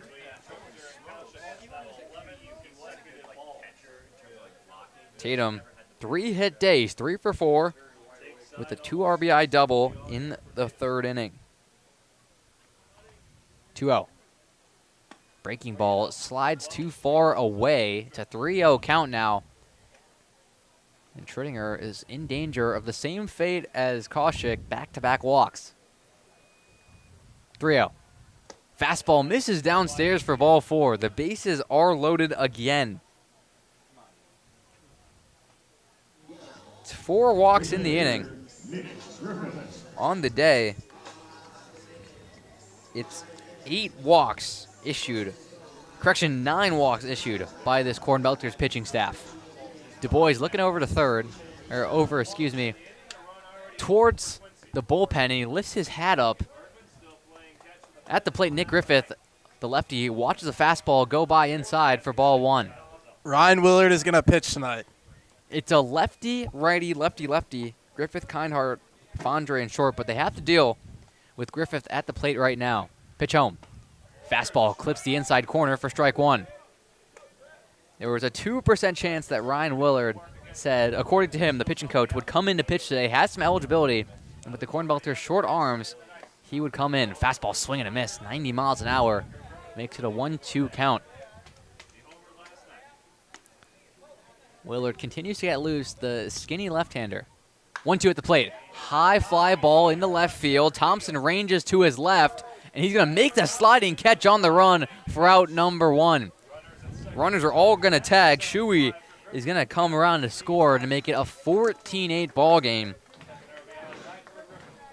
And now the Doggy Paddlers pick up those 2 runs back that the CornBelters gained and remake it in 6-run lead.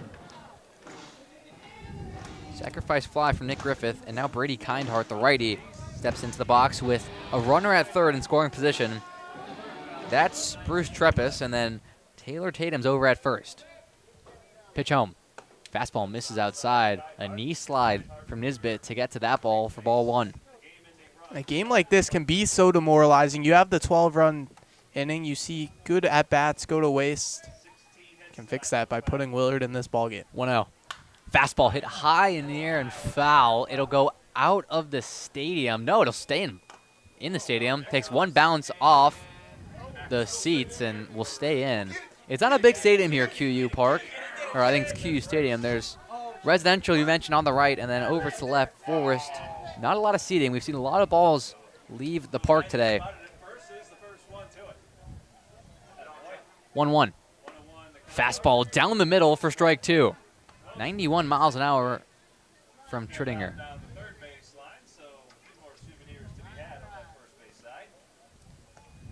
The big righty comes set at the belt. The 1-2. Breaking ball misses outside for ball 2. Willard has stopped warming up. Du Bois said something to him, and now Jacob Greer, the catcher not in the lineup today, is going to stay loose, but he doesn't have gear on. 2-2 to Kindhart. Fastball hit high into center field. It's playable for Barada, who catches it straight away for out number 2. Runner tags from third and Treppis, and he's going to be in safely without any real contest. Back-to-back sacrifice flies for the Doggy Paddlers. It's time. And now Du Bois looking over to third, but he's going to stay in the dugout. Back-to-back outs. Both sacrifice flies for Tridinger. And Du Bois is going to stay in the dugout and let Tridinger try and get out of the inning against the lefty, Harry Fondre. 15-8, the Doggy Paddlers lead. First pitch. Fastball clips the outside corner for strike 1. Willard standing right behind Du Bois. Got to be reminiscent of back in his playing days in 2024. But Du Bois giving Tridinger the leash right now, a 1 pitch. Fastball chopped back up the middle, right to Tridinger, and he's going to flip over to first base for out number 3. We're not going to see Ryan Willard. Alex has his hands on his head. He can't believe it.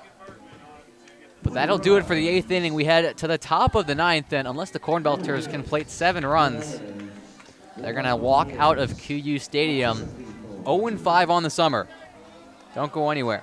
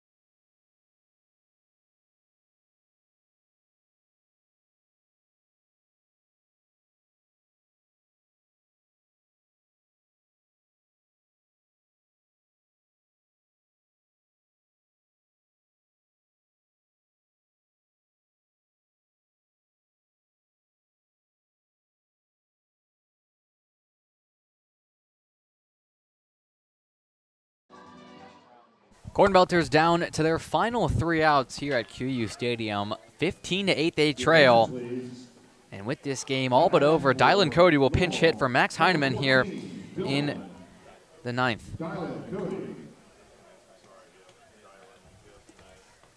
Dylan Cody getting some instructions by home plate umpire Jason Kaiser, looking at something and now pointing, probably with the lineup card. And there's a new pitcher on the mound for the Quincy Doggy Paddlers in Lincoln Bergman.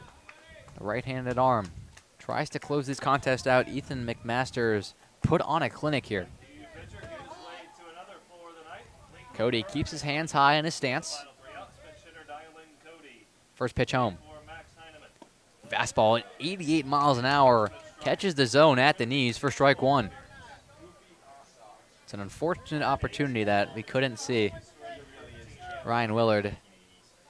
Can't see him. Got to wonder if he's taking the jersey off. 0-1 pitch. Breaking ball clips the outer half to make it 0-2 quickly. Radio down to the dugout. Suggestion that maybe Willard could pinch hit, trailing by 7 runs. Had a double in his first season as a Belter. 0-2. Breaking ball, cold strike 3 on the outer half. 1 up, 1 down. Dylan Cody is a quick pinch hit out.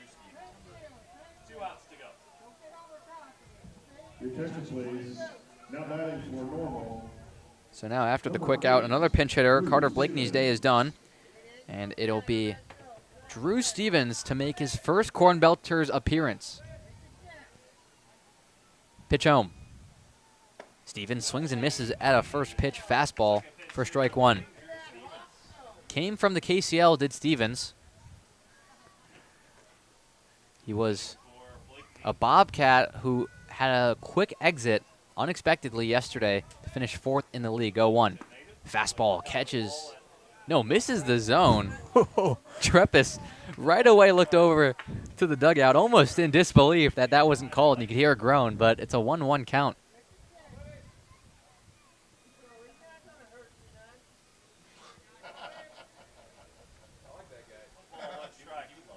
One.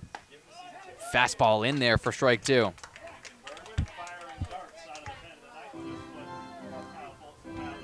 It's a 1-2 count, 1 out. Runner on, no runners on base. Drew Stevens, the Valpo commit, tries to make his mark here in his CornBelters debut. The 1-2. Breaking ball runs inside, and it gets Kaiser, the home plate umpire, looked to be in the hands as he was holding it. Pitch missed inside. It's 2-2. Foltz, the manager for the Doggy Paddlers, goes out there to get a baseball, and it hit Drew Stevens. It caught a piece of Stevens and ricocheted off of Kaiser. So Stevens, in his first plate appearance for the CornBelters, it's a successful one. He's aboard via the hit by pitch. How about that? A real candidate to come back and play for the Belters next summer again. Making a good audition. He's teammates with a lot of guys on this team. 2 of them in the lineup today, Gavin Michaels, Max Heineman. They all played their senior year together at Normal High School. Big leadoff from Stevens over at first base. It's John Nisbet, the catcher, in the box. Pitch home. Fastball misses at the head for ball 1. Nisbet singled in the second inning. Only making his second start in over a month since that game against Clinton, where he went down.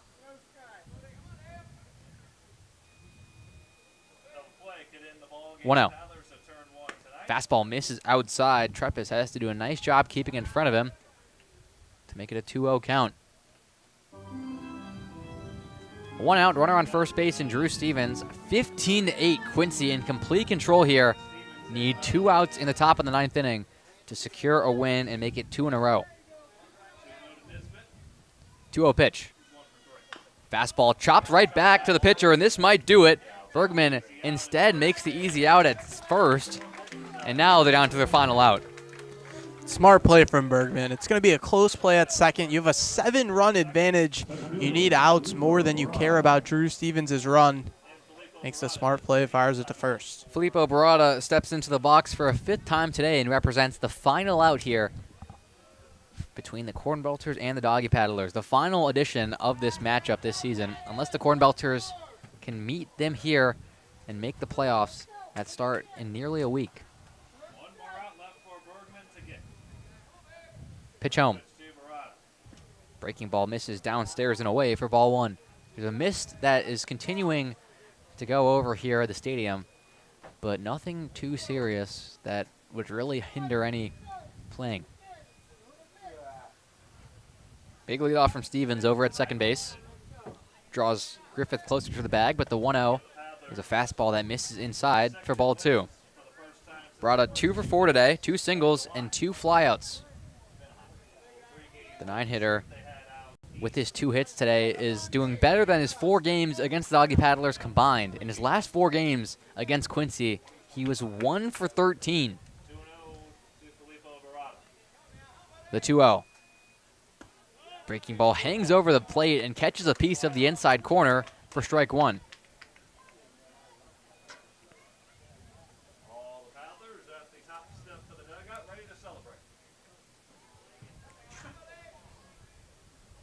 Bergman finally gets his sign, standing on the first base side of the rubber. 2-1 pitch. Fastball misses above the letters, and it's a 3-1 count now. Gavin Michaels on deck would make his 6th trip to the plate today if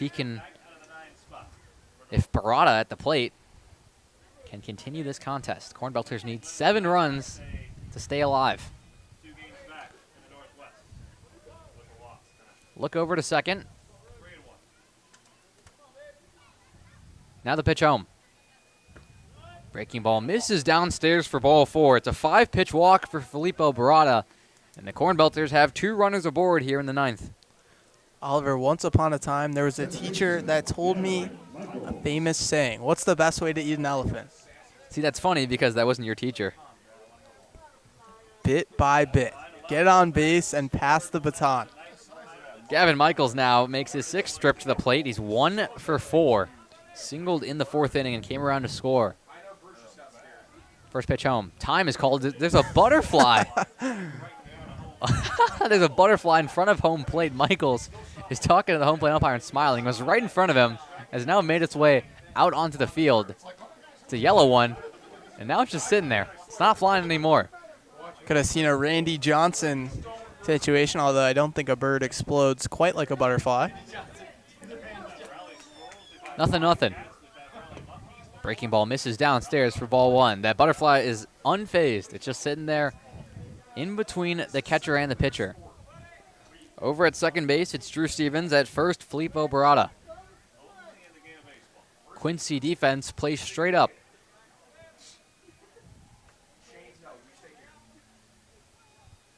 One out. Fastball misses downstairs. 2-0 is the count. Oliver, I'm penciling in Addison Worthman for another home run, so if we can get to him, this will be a 2-run ball game. Can't say another one, though, because you called it in the first time, and it was wrong. It was only a triple. Off-the-wall You're triple. Right, you're right. Only went 383 feet. That butterfly has gotten back active. It's moving towards first base. 2-0 pitch. It flies over the plate, but the breaking ball misses downstairs. The butterfly, got to be careful. They call it the butterfly effect. Now, Kaiser's going to try to deal with it.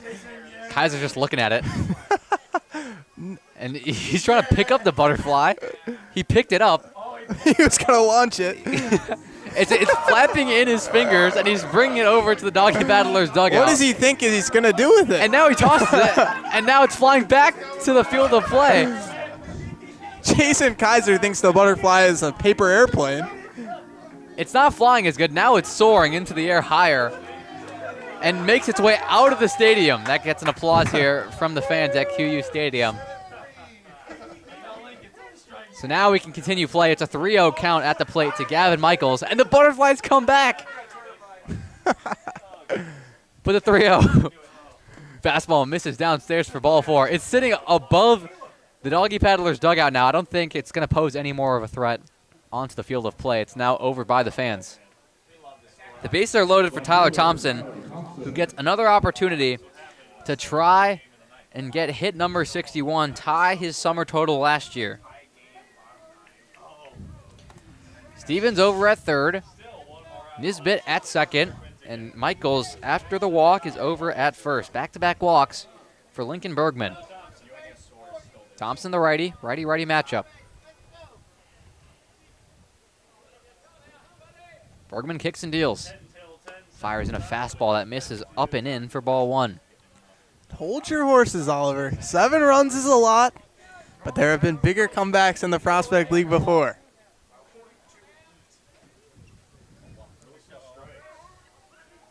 Defense plays straight up for Quincy. 1-0 pitch. Fastball misses away for ball two. You mentioned it. The Clinton Lumber Kings have the biggest comeback in baseball history, down 17 runs. Able to come back and win. CornBelters would be a feat here quite comparable. Down 7 runs and 2 outs to go. 2-0 pitch. Breaking ball misses inside. Thompson has to jerk out of the way a little bit. It's a 3-0 count. 3-0 count. Addison Worthman's on deck. He could make it a 2-run ball game with a grand slam. But first, we deal with Thompson at the plate. 3-0 count. Pitch. Fastball down the middle for strike one. Bergman. I think he knew that Thompson wasn't swinging. That gets an applause from the Quincy dugout. 86 miles an hour from Bergman. And now the dugout starting to make some noise. Here's the 3-1. Fastball misses downstairs for ball four. 3 straight walks have walked in a run. And the CornBelters make it a 6-run game. It's 15-9. The Doggy Paddlers are out of the dugout. Now they settle back in. They were ready for this game to be over with 2 away. We'll see if an arm starts moving or if they'll trust Bergman. It's a mound visit. Tyler Zylstra, the pitching coach, will talk to Bergman on the hill. Second walk in as many at-bats, or plate appearances, if you will, for Thompson. This time an RBI to make it a 6-run game, and Worthman, with 1 swing of the bat, can make it a 2-run game. Hit one at 83 miles an hour, or excuse me, 383. I don't know how I messed that up. 383 feet into probably the deepest part of the ballpark here, out in left center field. That one hopped off the wall. It's 410 to straightaway center. To straightaway left field on the foul pole. 325 is the number. Staudiker hit a grand slam earlier today into left field, right above the 355 marker out there. Worthman trying to find the parking lot in left field. Bases loaded, 2 outs. Do I have to pick which pitch he hits a home run, or I can just say the whole at-bat? Any pitch. Here's the 0-0. Fastball gets Worthman. Fastball gets Worthman in the head. Willard is going to come out to make sure that Worthman's all right. He's now on his knees and gets onto his feet. It's a scary sight here. Was hit by 2 pitches yesterday in Illinois Valley. Seems to be one of the only ways teams have been able to slow down Addison Worthman. Scary, but Addison Worthman makes his way over to first base. We hope he's all right. Run comes in to score for the CornBelters. As Worthman's going to stick this one out on the base paths. He's over there at first.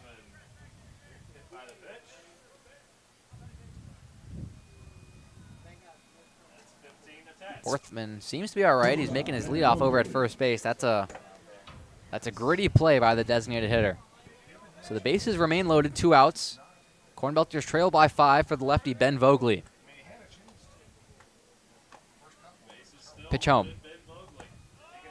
Breaking ball misses a hair away for ball 1. Tying runs on deck, Oliver. This is an uphill battle, but Lincoln Bergman doesn't seem to be capable of throwing a strike right now. The last 4 base runners for the CornBelters have reached 3 walks in the hit by pitch. 1-0. Fastball misses in the dirt. Treppis does a nice job to keep it in front of him. It's a 2-0 count. Nobody's moving in the Quincy bullpen. It's Bergman's game here to finish this one out. Making his 12th appearance of the summer. Coming in this game, he had 15 walks issued. Already 3 here through 7 batters. Worthman still over there at first base. Looks to be fine. a scary sight here at QU Stadium. 2-0. Fastball misses downstairs. It's 3-0. If you're Ben Vogley or any of the next hitters, you have to take until you see 2 strikes. At least one. Nolan McCrossen's on deck. Can Ben Vogley send the tying run to the plate? 3-0. Can't do it on this pitch. A fastball clips the inside corner for strike 1.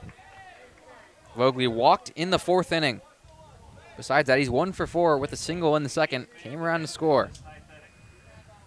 Last time the CornBelters came here, Vogley himself had a walk again. 3-1. Fastball in the zone. Almost an identical spot. Back-to-back pitches for Bergman. Now the CornBelters, for the first time today, are down to their final strike. Michael's over at third. At second, it's Thompson. Worthman at first. They're all going to be moving. Full count, 2 outs. Here's the pitch. Fastball inside, ball 4. Michaels will come in to score. It's 15-11. The CornBelters have plated 3 runs this inning. And the tying run, and Nolan McCrossen's at the plate. 1 swing away. Nolan McCrossen, on the 14th of June, had 2 home runs against the Doggy Paddlers in normal, accounting for 6 RBIs. In his last 3 games against Quincy, he has 6 hits. Righty-righty matchup. First pitch. Breaking ball misses in the dirt for ball 1. I would suggest a grand slam, Oliver, but I don't think Lincoln Bergman's going to give Nolan McCrossen anything close. McCrossen's 1 for 2 today. He's reached base 4 times, was hit by a pitch twice, and then walked. 1-0. Fastball in the zone high for strike 1. Dylan Cody's on deck again. McCrossen is the 9th hitter of the game, of the inning. In the 9th. Bases loaded, 2 outs, 1-1 count. Here's the pitch. Breaking ball misses downstairs and away. McCrossen checks his swing. Didn't go around. It's a 2-1 count. Cody started this inning with the strikeout. Bergman got him looking. But since he came to the plate, it's a different situation here. Normal are not done just yet. 2-1. Fastball at the knees for strike 2. Thompson's over at third base. Worthman at second. Ben Vogley is over at first. Nolan McCrossen represents the tying run here in a 15-11 ball game. 2 outs, top of the 9th. The 2-2. Swung on and grounded to second.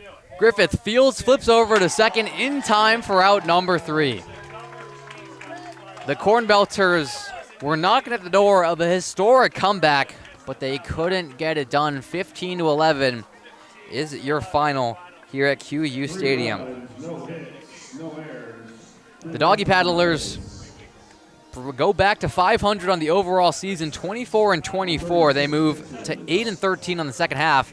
As for the CornBelters, they drop to 14-9. They can't take advantage of the Burlington-Clinton game and move within 1. Instead, they'll stay right where they are. They move to 29-20 on the overall season. It was a monster 12-run 3rd inning that powered the Doggy Paddlers to their 5th win here against the CornBelters. 15 runs, 16 hits, no errors made by the Doggy Paddlers. On the other side for normal, 11 runs, 10 hits, and 1 error. So that'll do it for here at the QU Stadium. The CornBelters put up 5 runs in the final 2 innings, but it's not enough to get things done. They come back home here tomorrow to face the Terre Haute Rex. 7 games left, 2 games back now of both Burlington and Clinton. And Oliver, this game had everything. Quincy could have beaten Normal tonight if they only hit in the bottom of the 3rd inning. 12 runs in that frame. Normal managed an impressive 11 tonight, and it's all for naught. This game had a butterfly, a grand slam. The only thing it didn't have, Ryan Willard. Ryan Willard. We did not get to see the Southpaw go to work, the pitching coach. We'll have to talk to him about that today, but that'll be us from the QU Stadium. Thank you for listening on the Normal CornBelters YouTube channel. The Quincy Doggy Paddlers take down the Normal CornBelters 15-11. I'm Oliver Aurora. For Alex Ferens, we're saying so long and have a good night. Look at that, 10 o'clock on the dot.